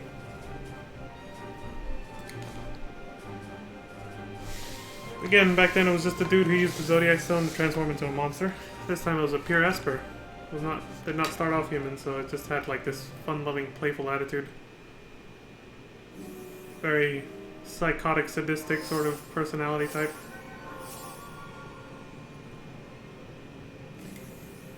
She is just gonna keep spamming it. Yeah, if you have it just set to any, so they'll just keep fucking using it.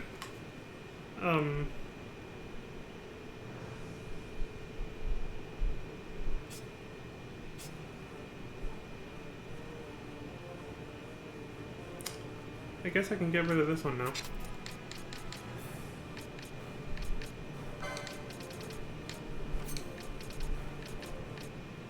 I'll keep that one if it works right.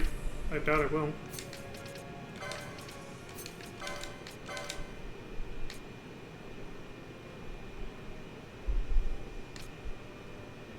I'll keep that one, because why not?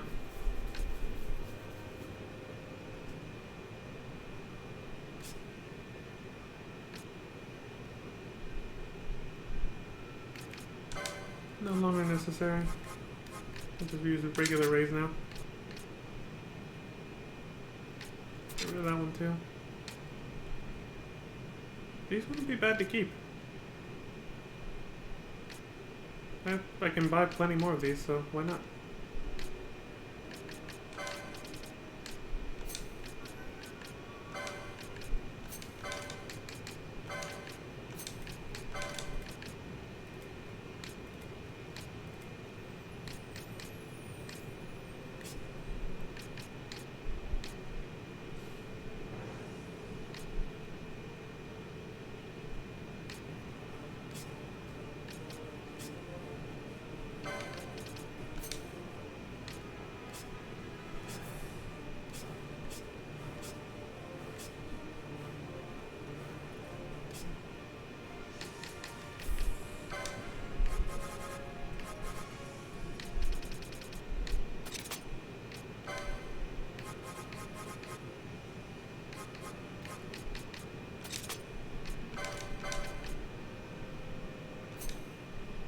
There's too much clutter.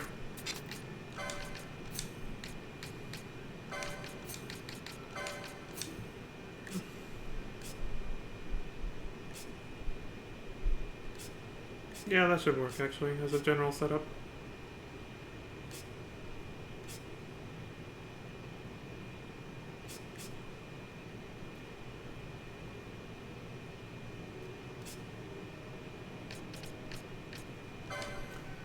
Try to let Fran do the healing, or the reviving, because she has a rise.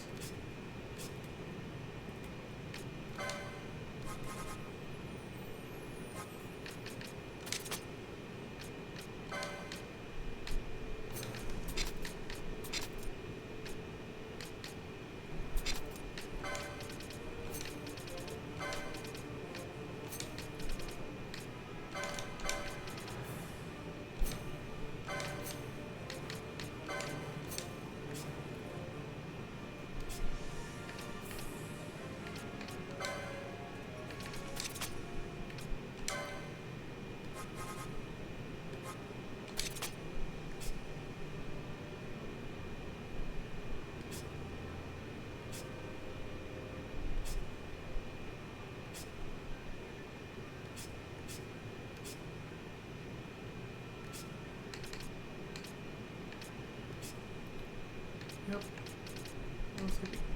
Looks just fine.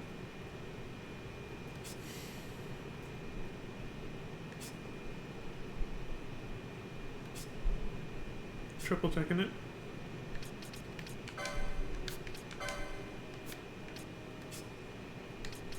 Oh yeah.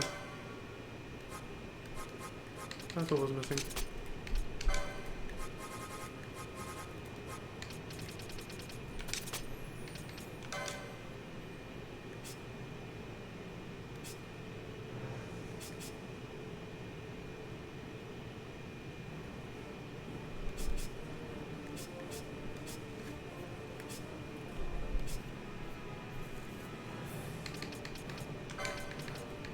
Try to leave the healing up to Fran.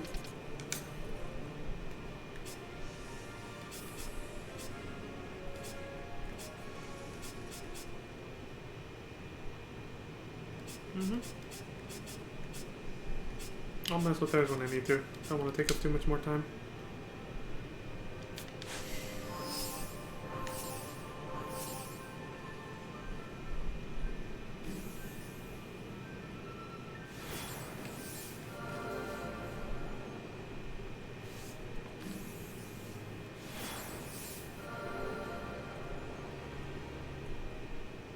Okay, it does work that way. Having ally any Azuna, she won't just spam it forever. She'll only spam it whenever there's even a single status effect that she can remove with Azuna on. So if you put healing here, like Kiraja, she'll spam it whenever anyone's not at max HP. Which is quite funny, actually. And now I know why it wasn't working at the beginning of the fight with Zalera. We were all at max HP. We had to wait till something hit us. That makes sense. I get it now. Alright, any treasure to get down here? Before we get the fuck out of here once and for all. This is probably going to be our last time in the Garam-sized waterway ever. Unless there's still another hunt that takes place here, but I don't think so. We've already done quite a few that take place down here.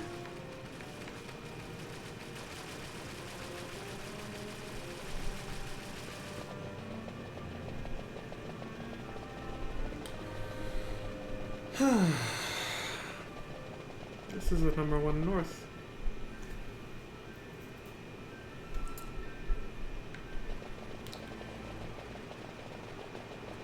So the goal was to close those two, and you had to move, open and close all the other ones to get to the switches for that, as well as get all the treasure.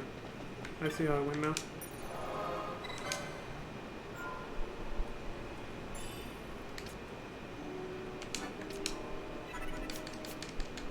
Okay, let's see who gets Kuchu Lane.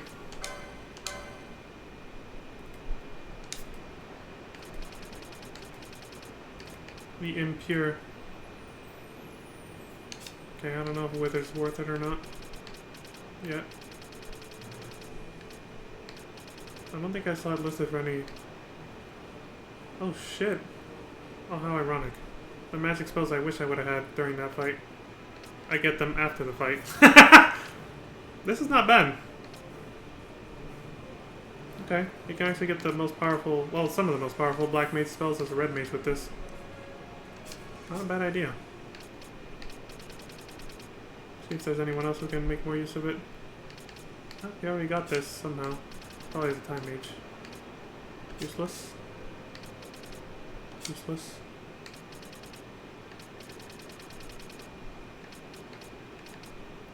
Useless because she already has it from as an archer, I bet.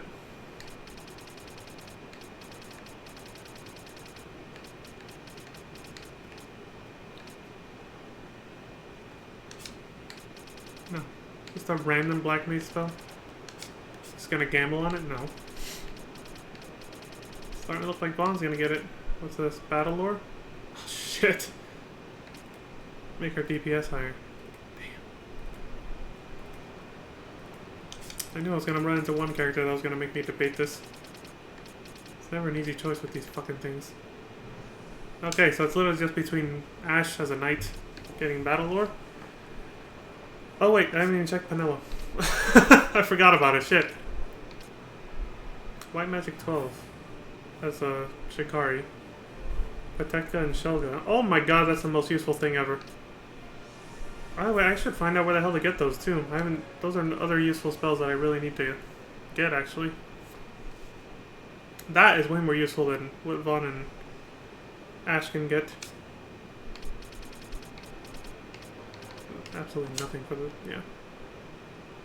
Where do I get these? I looked this up.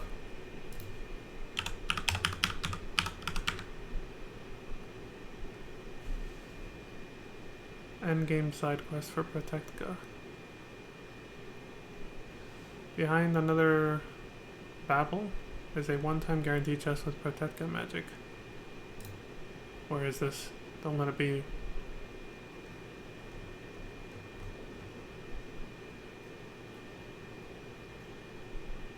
Oh! Yes, of course it's here. Damn. It's,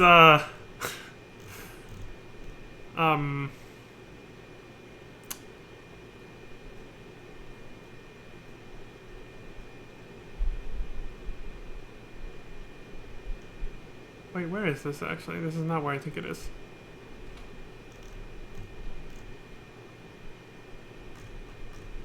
Unless he's just... This might be the name of the...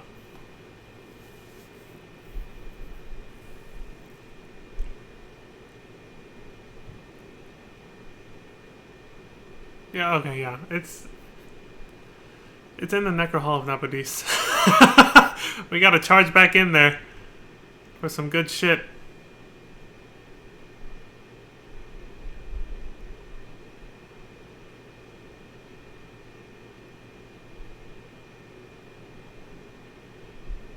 Isn't that an Esper in that area?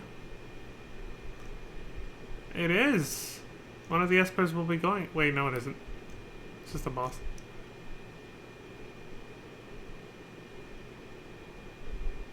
No. Okay, where's Shelga?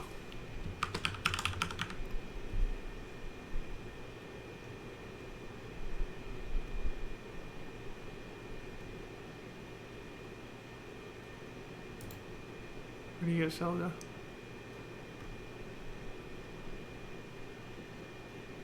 Of course it's there. It's in the same places where we're gonna get, Hastiga. Yep. And a lot of other cool shit. But it's all done on the way to a certain final Esper. So, okay. So basically, we'll get Protected and Shelga eventually. That's all I need to know. As long as I follow the guide when I go back to these places and don't just run around like an idiot, like I tend to do. Missing treasure chests that are important. So yeah, we'll get these eventually, so this is worth it for her.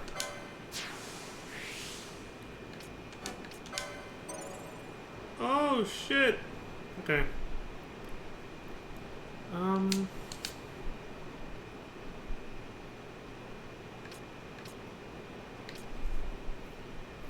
Yeah, that was good.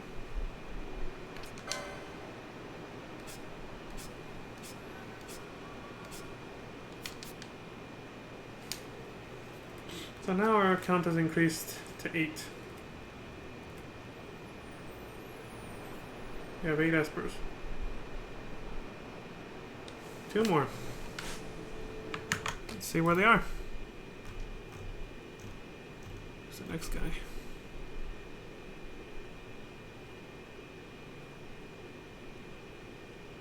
Oh, we gotta go back to see those shrines. When we were heading to the Necro Hall of Nabudis, when I didn't know that the Zodiac Spear changed locations, we ran across a little town that had these shrines that weren't producing water, and it had the people worried. It was in the Mosforan, or right before the Mosforan High Waste. Yeah, we gotta go solve a puzzle there to reach this next Esper. As far as I know, he doesn't... His design looks a lot... This Esper looks a lot like the design they used for Cid Orlando, the Thunder God, from Final Fantasy Tactics, in the Stormblood Alliance raids, Ivalice raids, for FF14. It looks like they just took the name of Cid Orlando, the Thunder God, the character from FF Tactics, but then they gave him the appearance of this Esper that we're about to fight. That's what this Esper looks like, for those of you who are familiar. He looks a lot like him. At least from this picture. Doesn't show his full body, but most of it. Anyway, first we gotta head over there.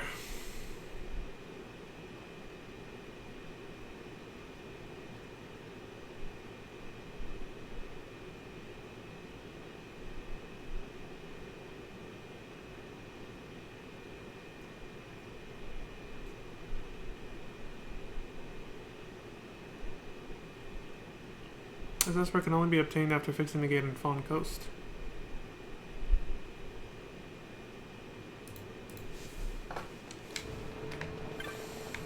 Which, yeah, that was part of the main story. We did that.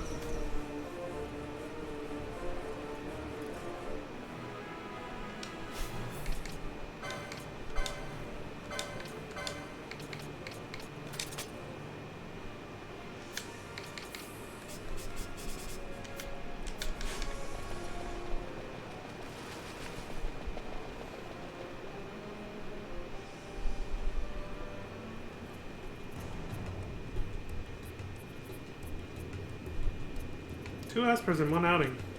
Dolaire and Cuchulainn, one after the other. Pretty cool.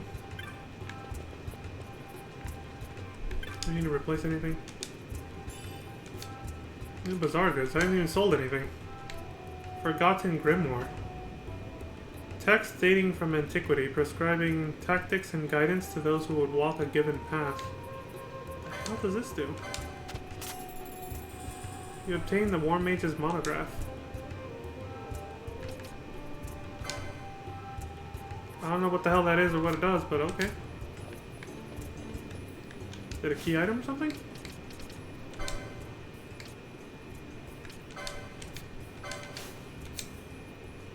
War Mage's monograph. Possession of this text enables the acquisition of superior loot from amorphs and undead. Interesting. I'll get better shit from certain types of enemies. I'll take that. Gotta do this once in a while.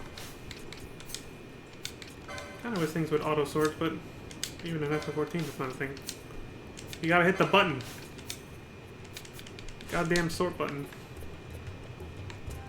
I guess it's probably because auto sort can also screw you over if you're trying to keep track of the way you're picking things up in a certain order for whatever reason, because sometimes there are situations where you need to do that.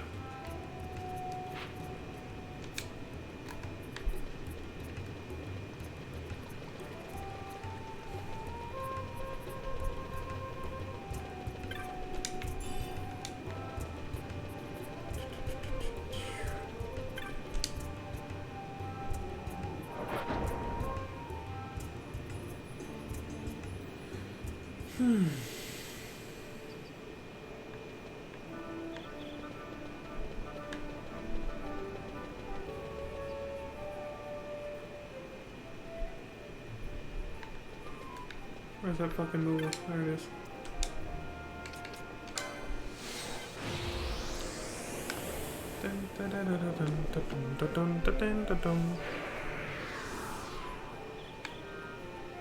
Let's go turn in that hunt real quick.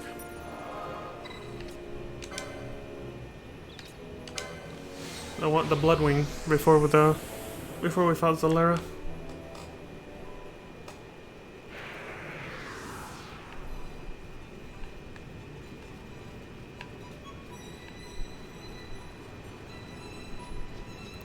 Dead body's gone. I'm guessing he's gonna go bury him. Did he fit him into that box? Is that his coffin? That's tiny.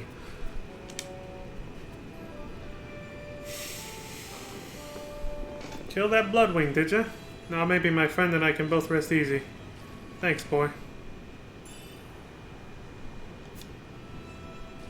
No problem, man. Take it easy.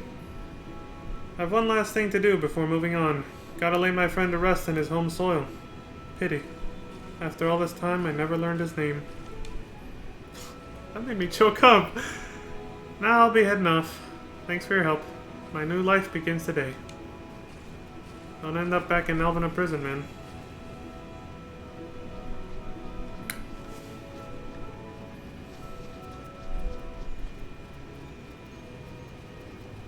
Can't talk. That made me a little too emotional. There's a knot in my throat. Can't talk or swallow. Okay. I'm alright, I'm alright.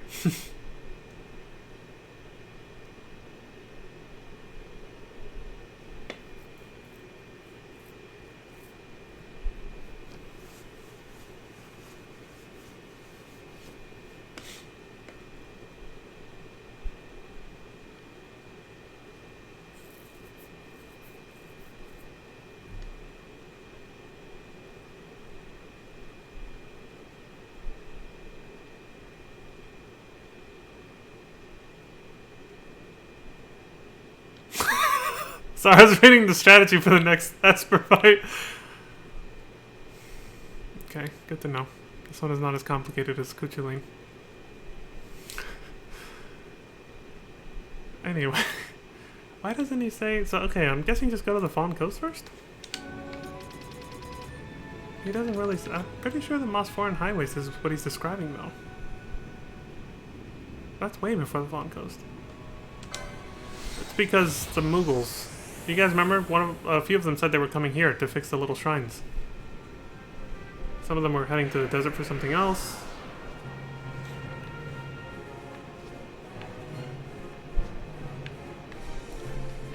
I'll be able to tell. Rays of Ashen Light, Empyrean Way. Yeah, he's talking about this place. Skyreach Ridge, Empyrean Seat. Yeah? We have to solve a big-ass puzzle here. Which, of course, just like with the sluice gates in the waterway, should be easy peasy following this. So, interacting with the various shrines causes floatweed to raise and create new paths, now that the Mughals have fixed the shit. To get this started, speak with the learned man, again, I remember talking to him before, standing by the Shrine of the Northwest Wind. After that, speak with the Caravaner standing by the crate south of the Merchant. Okay. One thing at a time. Let's find this learned man. Oh, he's right here. Cool. Behold! Water has returned to the parched shrines. I still don't know how the flow came back, but this clears up a few mysteries. Would you care to hear my theory? Sure. Previously, I believed these shrines were a sort of artificial spring, meant to deliver water to these mountains. How wrong I was! In fact, when water is flowing to the shrines, touching a shrine just so causes the temperature of the water to rise quite dramatically. The steam from this, that's what lifts up the floatweed around the shrines, floating up like balloons, floating on the air itself. It's a characteristic of the floatweed that makes it react to the steam so. In fact, I believe the shrines were made for no other purpose. With me so far? I'm with you actually, yeah. It all makes sense. Then allow me to continue. I ask, for what purpose might we want to floatweed? To create new paths to walk forward? To go to new places we haven't been to before that we can't otherwise reach? That's my guess. Floatweed is a sturdy sort of shrub. When floating, several people can stand on it quite securely. Now, a book I read back in Arcades said that floatweed was sometimes used to bridge gaps between rocks and such on mountain paths. Yep, then I nailed it. I believe that here in Mosphora, someone attempted to do the very same thing. Fascinating, don't you think? This is a very, fancy way of solving a problem like that, yeah. A high-tech way, too. In documents on the Mosphoran highways, one often hears of a place whose name translates roughly to the wind-blown worm god path. I'd always wondered what it meant, and now I think it means the path's made of floatweed. And at the end of the path of the gods, heaven! In other words, this was all a way to make a path to the summit. That's my theory, at least. So, did you follow that? I followed. Unfortunately, I still can't find the route to the summit. Yeah, that requires turning these on and off in a very particular fashion. Perhaps there's a trick to using to floatweed, or perhaps something else is needed. One thing's for sure, I shall get to the bottom of this. And then the top, obviously. You gotta love us nerdy types for being quirky like that, huh? Yeah, here's the Moogles who worked on the Fawn Coast gate. I came to fix the shrines, but they're not broken. Guess I'll just rest here a while. Oh, they didn't have to do anything then. You're the one I met by the Celica Woodgate. You remember me, the craftsman Lupo? Yep. Come out to check the shrines of Mosphora. Maintaining the ancient buildings of this land is a very important task for us League Moogles. I see, I read that all as one sentence, it was two sentences. Came to check out the shrines of Mosphora. Maintaining the ancient buildings, yada yada. Okay. I was like, I read that really weird. I didn't see the exclamation mark. Hello there, traveler. Listen close and I'll let you in on a secret. There's a path on this mountain you need a chocobo to access. Quite handy, too. Ah, sorry, but I can't lend you one of mine. These are for the caravan. Can't move wares if you can't move, eh? If you've some Gisselgreens on you, I got plenty. You might try riding a wild chocobo. I saw one just northeast up the mountain. Okay, we have vital pieces of information for this now. To start off, interact with the Shrine of the East Wind, then the Shrine of the Northeast Wind, then the Shrine of the South Wind. That's already a lot, so I'm not even going to read after that. What's this one? Northwest, so don't start with this one.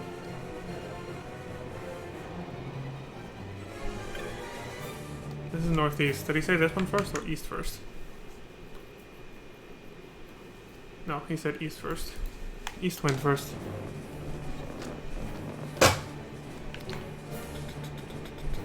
I gotta say, I'm really liking the side content of this game so far right now. It's really fun. I've been having a lot of fun doing this. Going through Barheim Passage to reach the lair, that was kind of boring, I gotta say. There was so many fucking enemies.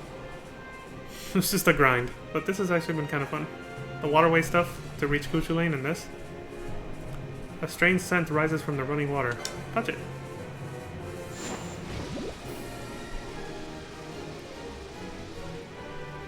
There goes the floatweed. The surrounding floatweed is lofted into the air by the steam coming from the shrine. Northeast wind.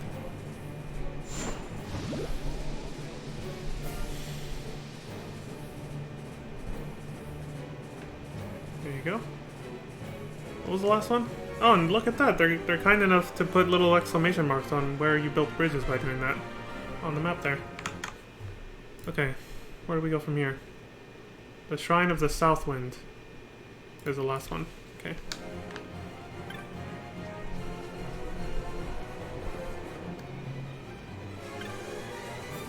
That's southeast. This one has to be it then. Yep, there it is.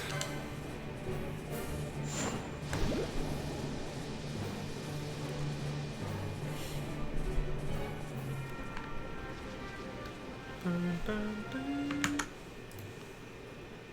Okay. Now take the northeast exit to Rays of Ashen Light. Before hopping on the Chocobo, use the newly created path to grab the stamp technique near the first set of organs and the blood sword. Oh! Shit, we're getting the blood sword, Gafgarian's fucking sword. Just across the second floatweed path. The stamp is one time guaranteed, but the blood sword is one time with an 80% appearance rate. Does that mean the chest is only going to spawn once and I have to hope that it procs 80%? Should I save my game right now? or is it saying that once I get the blood sword it'll never appear again, the chest? But as long as the 20% works out and you get whatever else, it'll keep respawning, hopefully? I'm saving. I'm saving just in case. Where's that damn teleport crystal?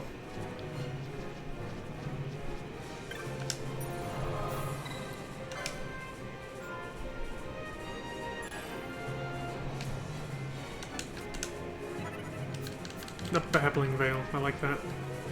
Alright, let's do this.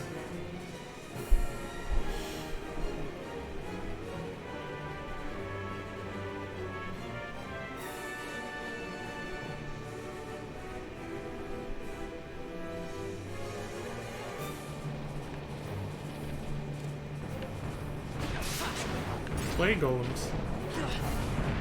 Fuck them up!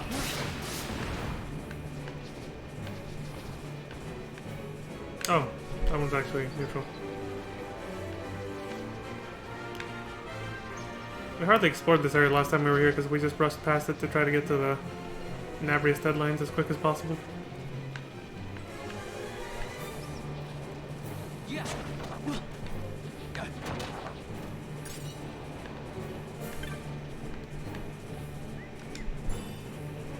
There's Stamp.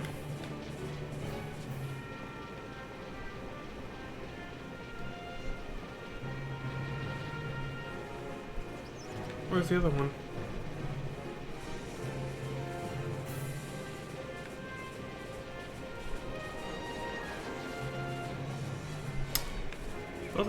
Both of these are in the same spot. Oh, there it is. There we go. Across this set.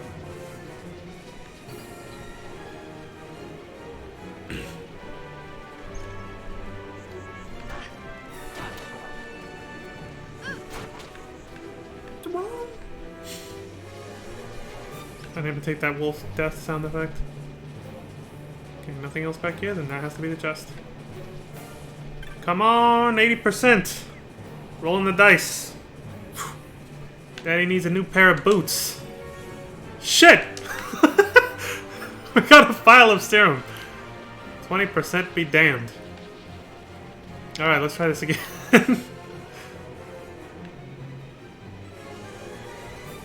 Daddy didn't get a new pair of boots. Springtime is coming in nice. Might be time for me to do some traveling soon.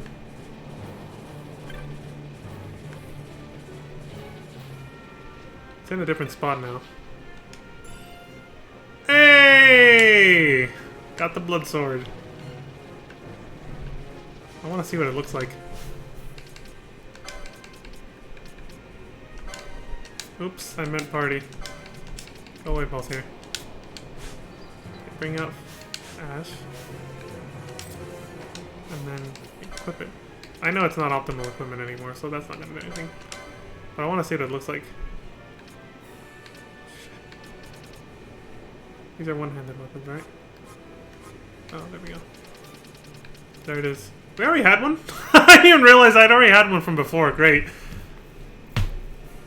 One hit, or on hit, sap.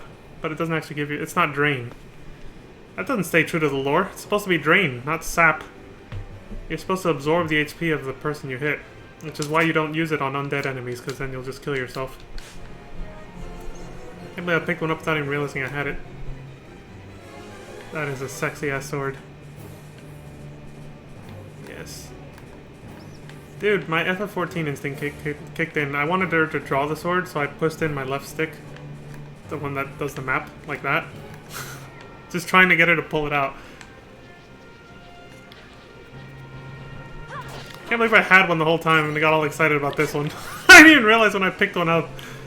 Jesus, I might have even said something on stream when I picked it up and I totally forgot about it.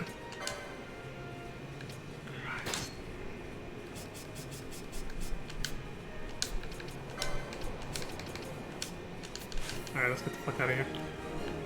Alright, what's next? Got a little sidetracked there.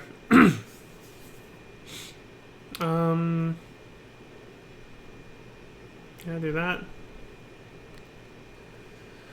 Okay, now go back and give some Gissel Greens to the Chocobo and ride it south into Empyrean Way.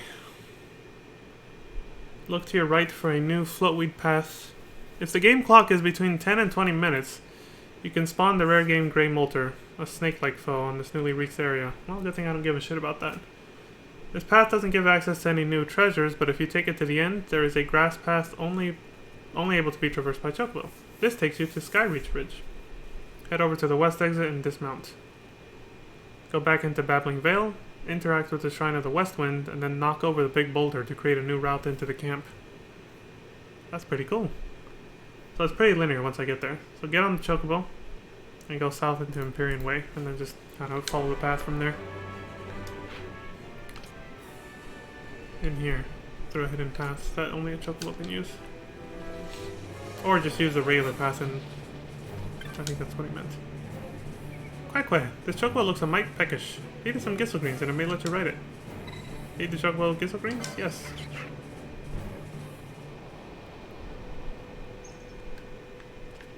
Don't use fast forward here.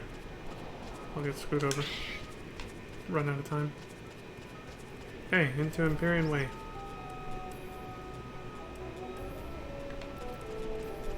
And then from here, look to your right for a new floatweed path.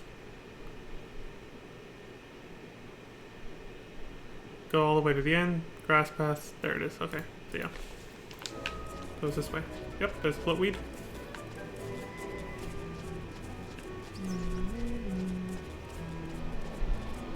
As always, monsters never attack Chocobos or people riding them. At least not the player. Lore-wise, I'm pretty sure you're not actually invincible on a Chocobo. In any FF game. I think we're crossing over the camp, aren't we? Yeah, we are. And then this is the tall grass area that only Chocobos can cross, and my frames are dropping like a motherfucker right now.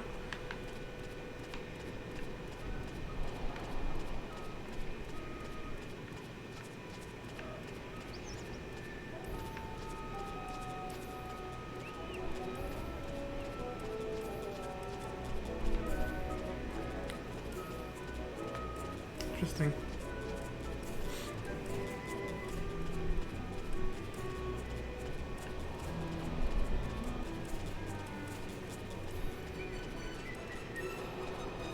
And that leads back into camp.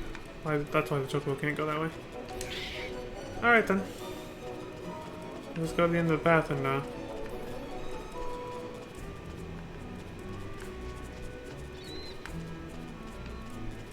that was a boulder? You said there's a boulder we're gonna knock down, but we're in Skyreach Ridge. Head over to the west exit and dismount. Oh, and then go back into Babbling Vale. Yeah, go back into the camp from that exit I saw. Interact with the Shrine of the West Wind, then knock over the big boulder to create a new route. Okay. Then we can come back for these treasures, I guess. Dismount.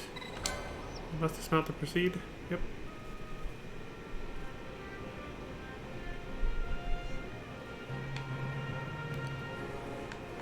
Ahoy, mateys! Y'all can't see me up here. A turtle shell choker?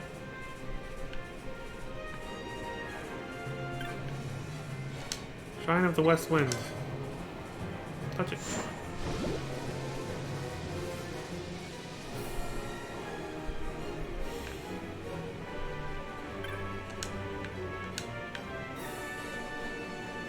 Weathered rock. That could have easily fallen on me and crushed me. You like that? Concerned woman? That was far, far, far too dangerous. We were almost crushed by that boulder. Yeah, me too. Exactly as I expected, though. I thought there might be a path on the other side. Yep, it's open now.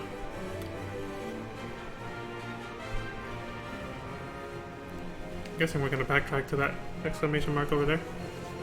Oh yeah, now we can cross that little gap I was trying to cross with the chocobo and failing at horribly. Interact with... oh, before we go. Interact with Shrine of the Northwest Wind. And now the path is open to the Esper. Return back to Skyreach Bridge via the new path and then head up the north path. The new paths allow you to cross into Empyrean's Seat. The battle will begin as soon as you arrive. Better set up for it then. See, this one was way simpler than the waterway one. Fucking Kuchulain. Getting to him is half the fight and then he's an asshole. Oh, we can't... that's not the right one. Can't even interact with that one.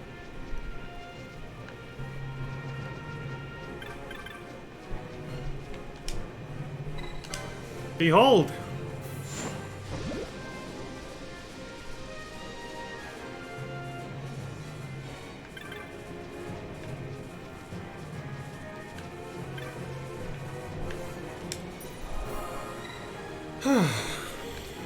Alright, the setup for this one's pretty straightforward. It's not as complicated as Kuchulain, so...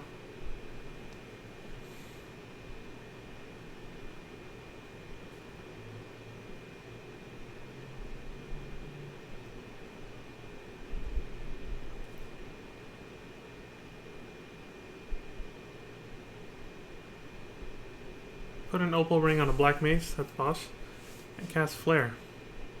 I'm pretty sure I picked up flare, but I forgot to check. I hope we have it.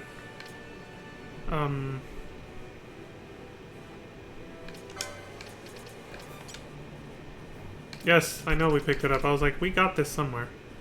Deal massive damage to one foe. Yep, flare's pretty powerful. So we'll swap him in at the end, but in order for him to not get us all killed, he needs to be wearing... what is it? Yes, I forget rings are at the top. Won't bounce off targets with reflex status. There we go. That's it. I could use shell on everybody before we go in. Yeah, I'll do it. Fuck it. Be extra safe. Mostly a magic fight, so.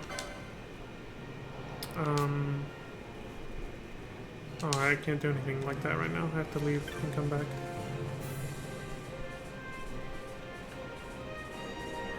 Oh yeah, this way.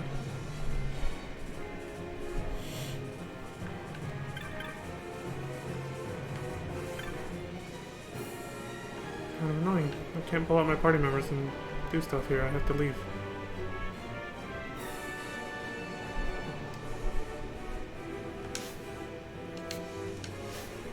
Okay, put the reserve party in shell and protect status first.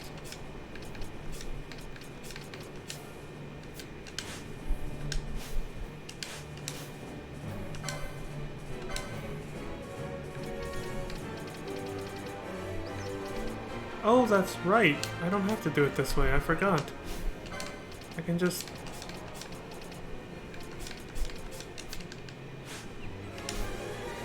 I can do it this way. Protect? Oh, never mind. What the fuck? For certain things you can target your reserve party members, but not for this. So annoying. God damn it. Alright, then, just to make this faster. One at a time, I suppose.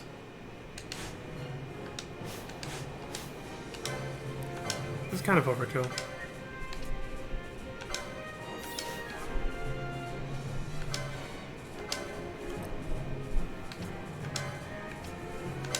Him in particular, because he's actually going to fight. He's going to be put in eventually. Oh, Too soon. They can't be targeted or else I can't swap them out.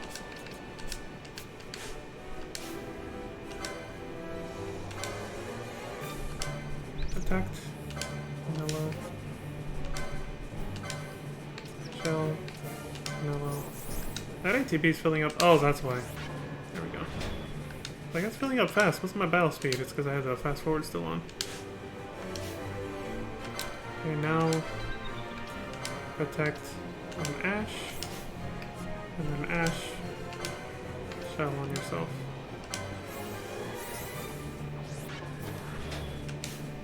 And then start using it on yourself.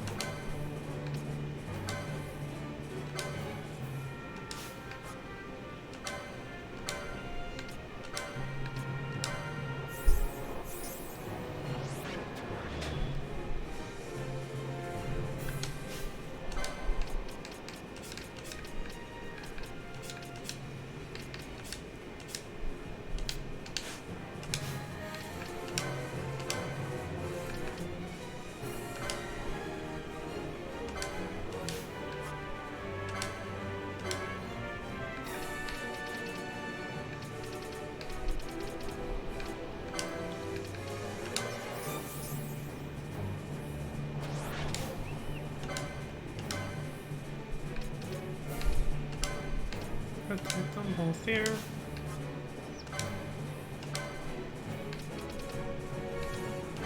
Shell them both here. There.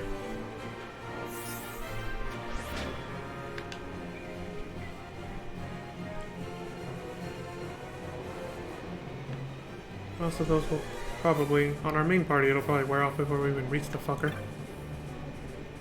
But whatever.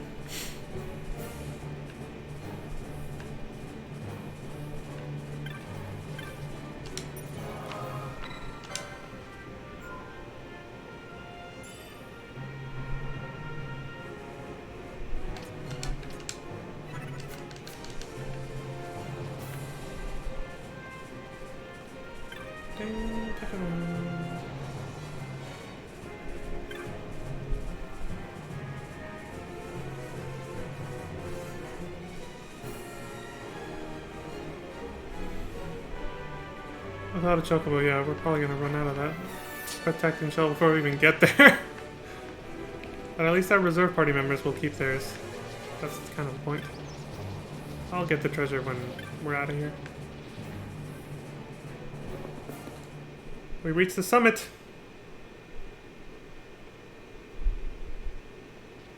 What or who is up here?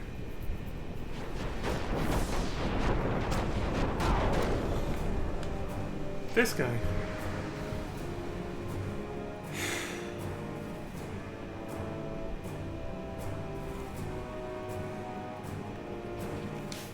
We can't use items. Every Esper fight seems, every optional Esper seems to have some kind of gimmick, huh? Alright, well. Pummel his ass. Exodus! That's his name.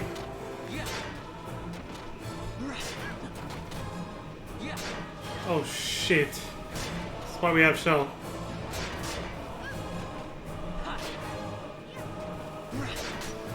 Unleash.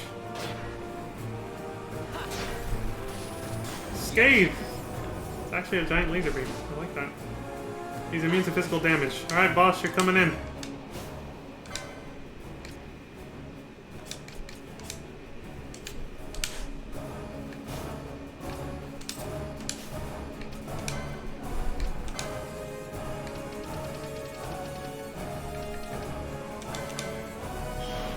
Die, you son of a bitch.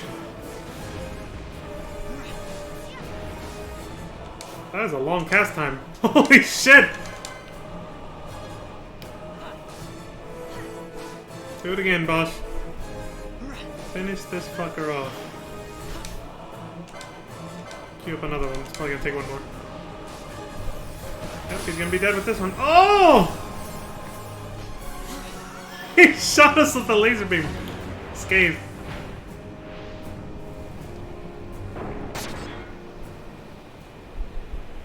Fucking finished.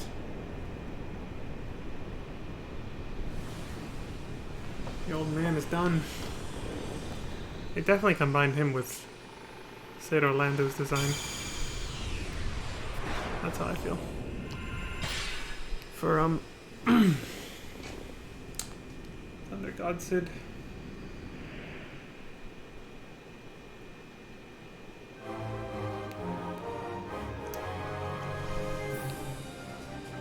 The hero of the hour. See, what would we have done without a black mage? I had good foresight, didn't I? You obtained the Esper Exodus, the Judge Cell.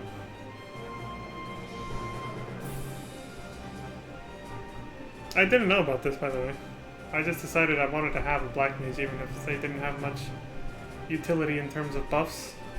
And look, we finally ran into a situation where I needed one.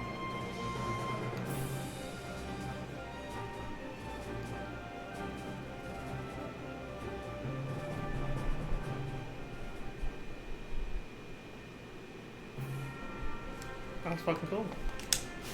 Now, who the hell's gonna get this?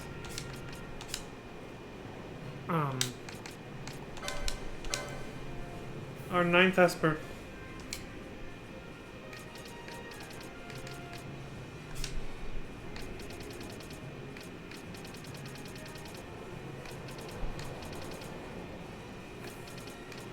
Oh great! As a red mage, it gives him access to heavy armor we already can use. Okay. Because, you know, Ulan. Gives him magic. Access to green magic he can already use, so pointless. Oh, what's this? Battle lore. Okay, there's an option. Useless.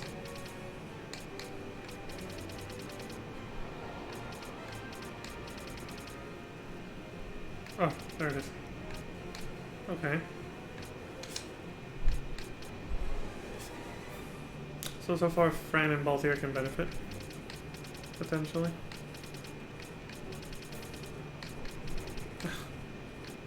If he wasn't a black mage, sure. He could get all this. But he is, so...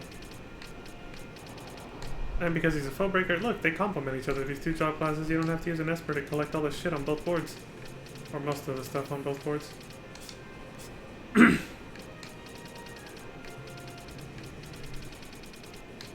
What's this? That's never a bad thing, but now that I know Bubble is a thing, I'm not really that desperate for it anymore. We have more than enough HP to get max HP using Bubble, so that's kind of pointless.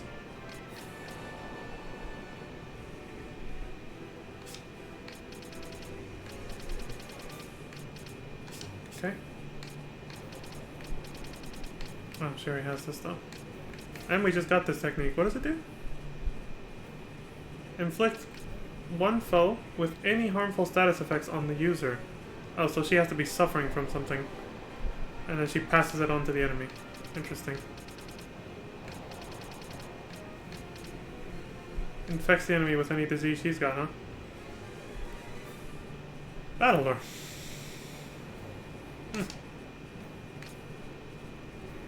So, no matter who I give it to, it's just kind of minimal benefit.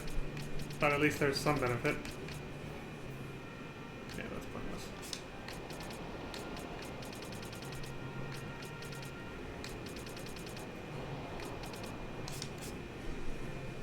Those Balthier, Fran, and Penel are the ones who can benefit the most from this.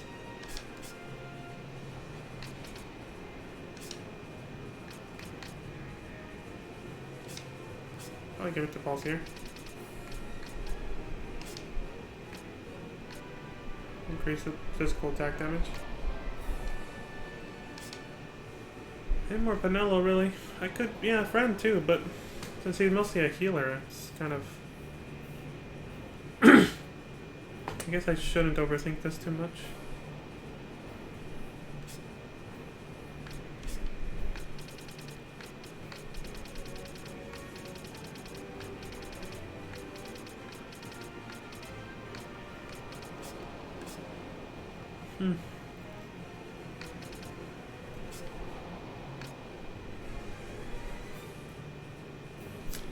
Well then, the tiebreaker will be who has more Espers.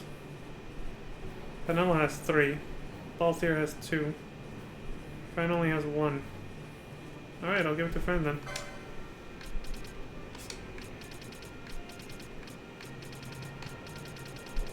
Oh, there it is. Guess we can do more attack damage, I guess.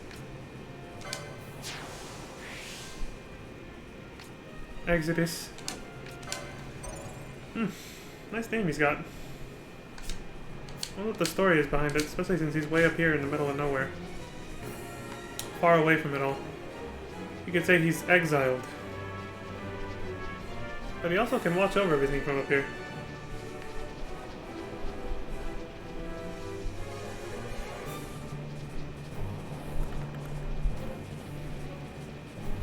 It's also one of the first few games where espers are a thing in the game and they're not the main focus of the story.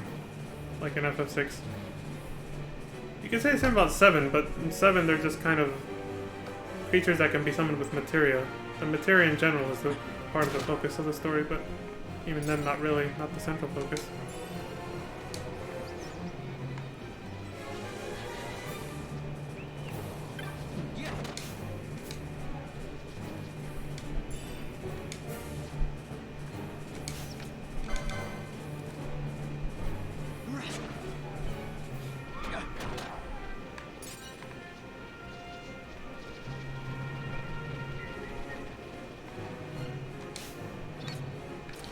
I think that was there before, but with the chocobo, the traps aren't active. My guess.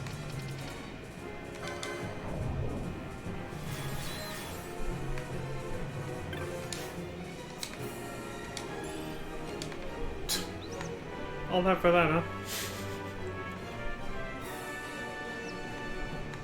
This camera angle sucks. This steep ass incline. Ether.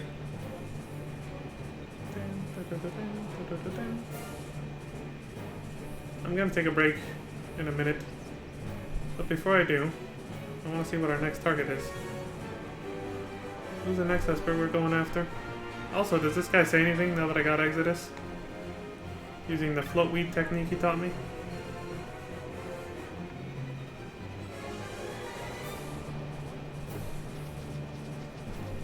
He's not even standing here anymore. Where'd he go?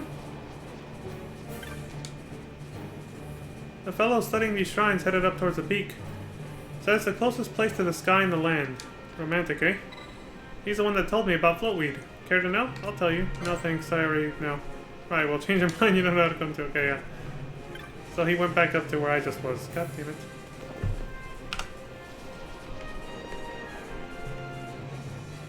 Oops.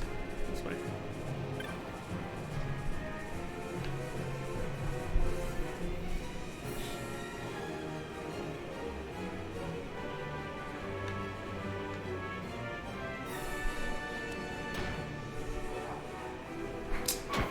Got time about you. Oh shit, I think he's right there. Who the fuck is that? Do we want this? It might be related to what he says.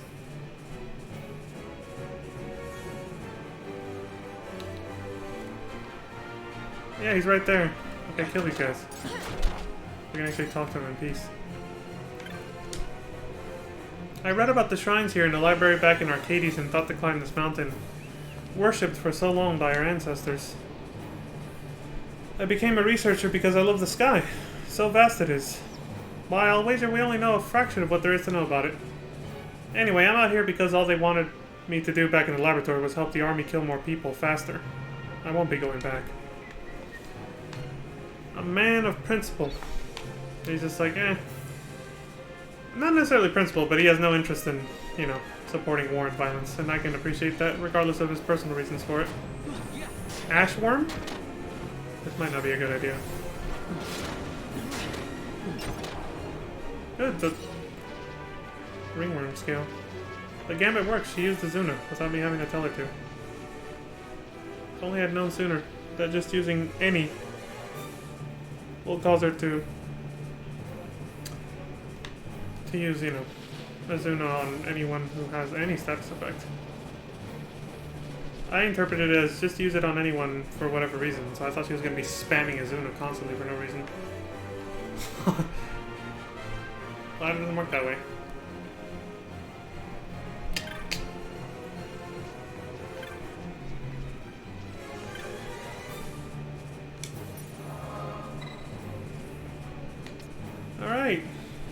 teleport? Oh, we didn't even know yet. Let's see. What's our next target? Our last Esper. Another familiar face. Well, a name anyway. He's a callback to Final Fantasy IV, I believe. Or was that Mateus? No, I'm pretty sure it's this guy.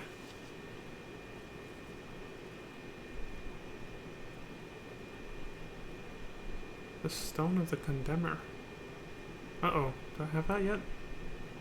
From the Acolyte that met Baromeses.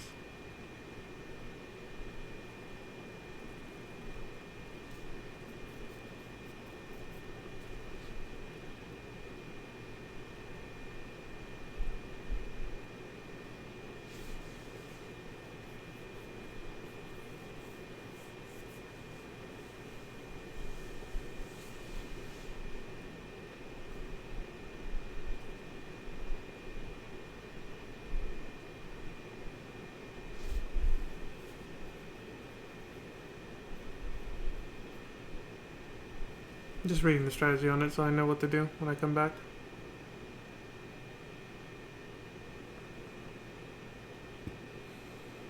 Gotta focus on ads, okay.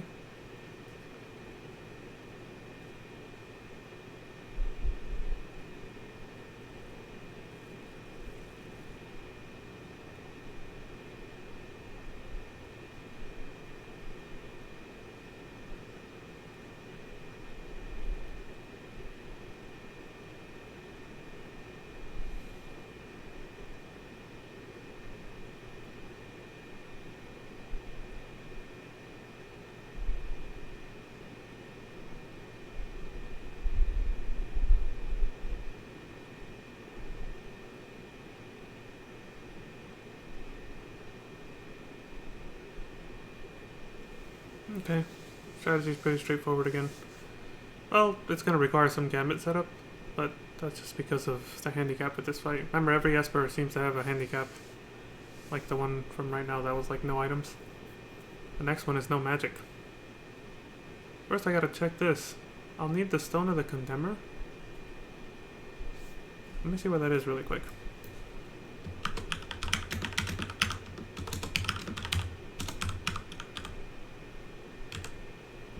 Loot, notable loot, Stone of the Condemner. Where is it? I might already have it then. This is part of main scenario quest. After fighting Judge Bergen.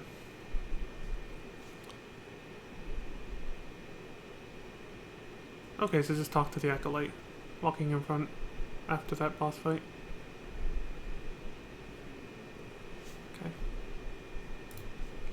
So that you could get this as soon as that fight was over. Okay, cool. Well, let's head to the location then. I'm pretty sure I didn't talk to the Acolyte, so I don't have it. And then I'll end the stream there.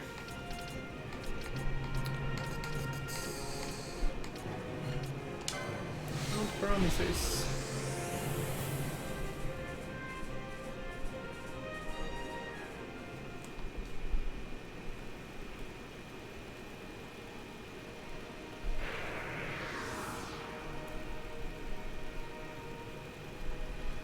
This will be a nice place to end the stream.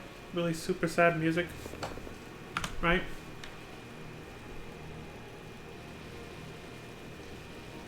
Well, I'm not ending the stream, I should say. Taking a break and cutting the video. So, for you people watching on YouTube, you'll get to hear this music during the outro. Enjoy. Not just people watching on YouTube, but anybody scrolling through the highlights on Twitch as well. It's the same thing. I'm just converting the highlights into YouTube videos, so. Hey, buddy.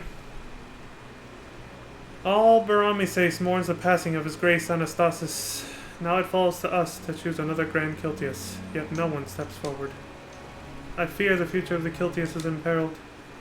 Well, I guess I did talk to him, and I do have it then.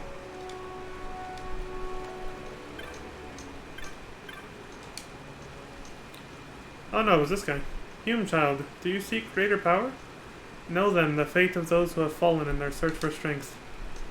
In the distant past, the great Condemner, too, sought such power and was stricken down by the gods. Even now, his spirit is bound within the still shrine of Miriam. We gotta go back there again. Take this stone in hand and walk the paths into darkness. You obtain the Stone of the Condemner. There we go.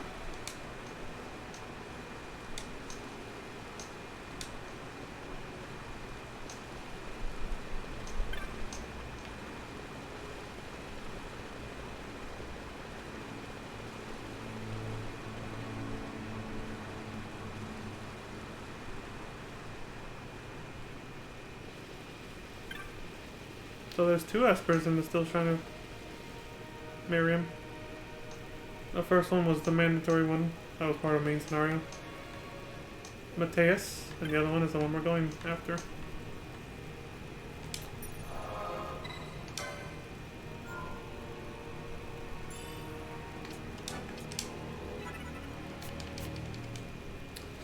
Alright folks, taking a little break and then coming back for some more. So, BRB.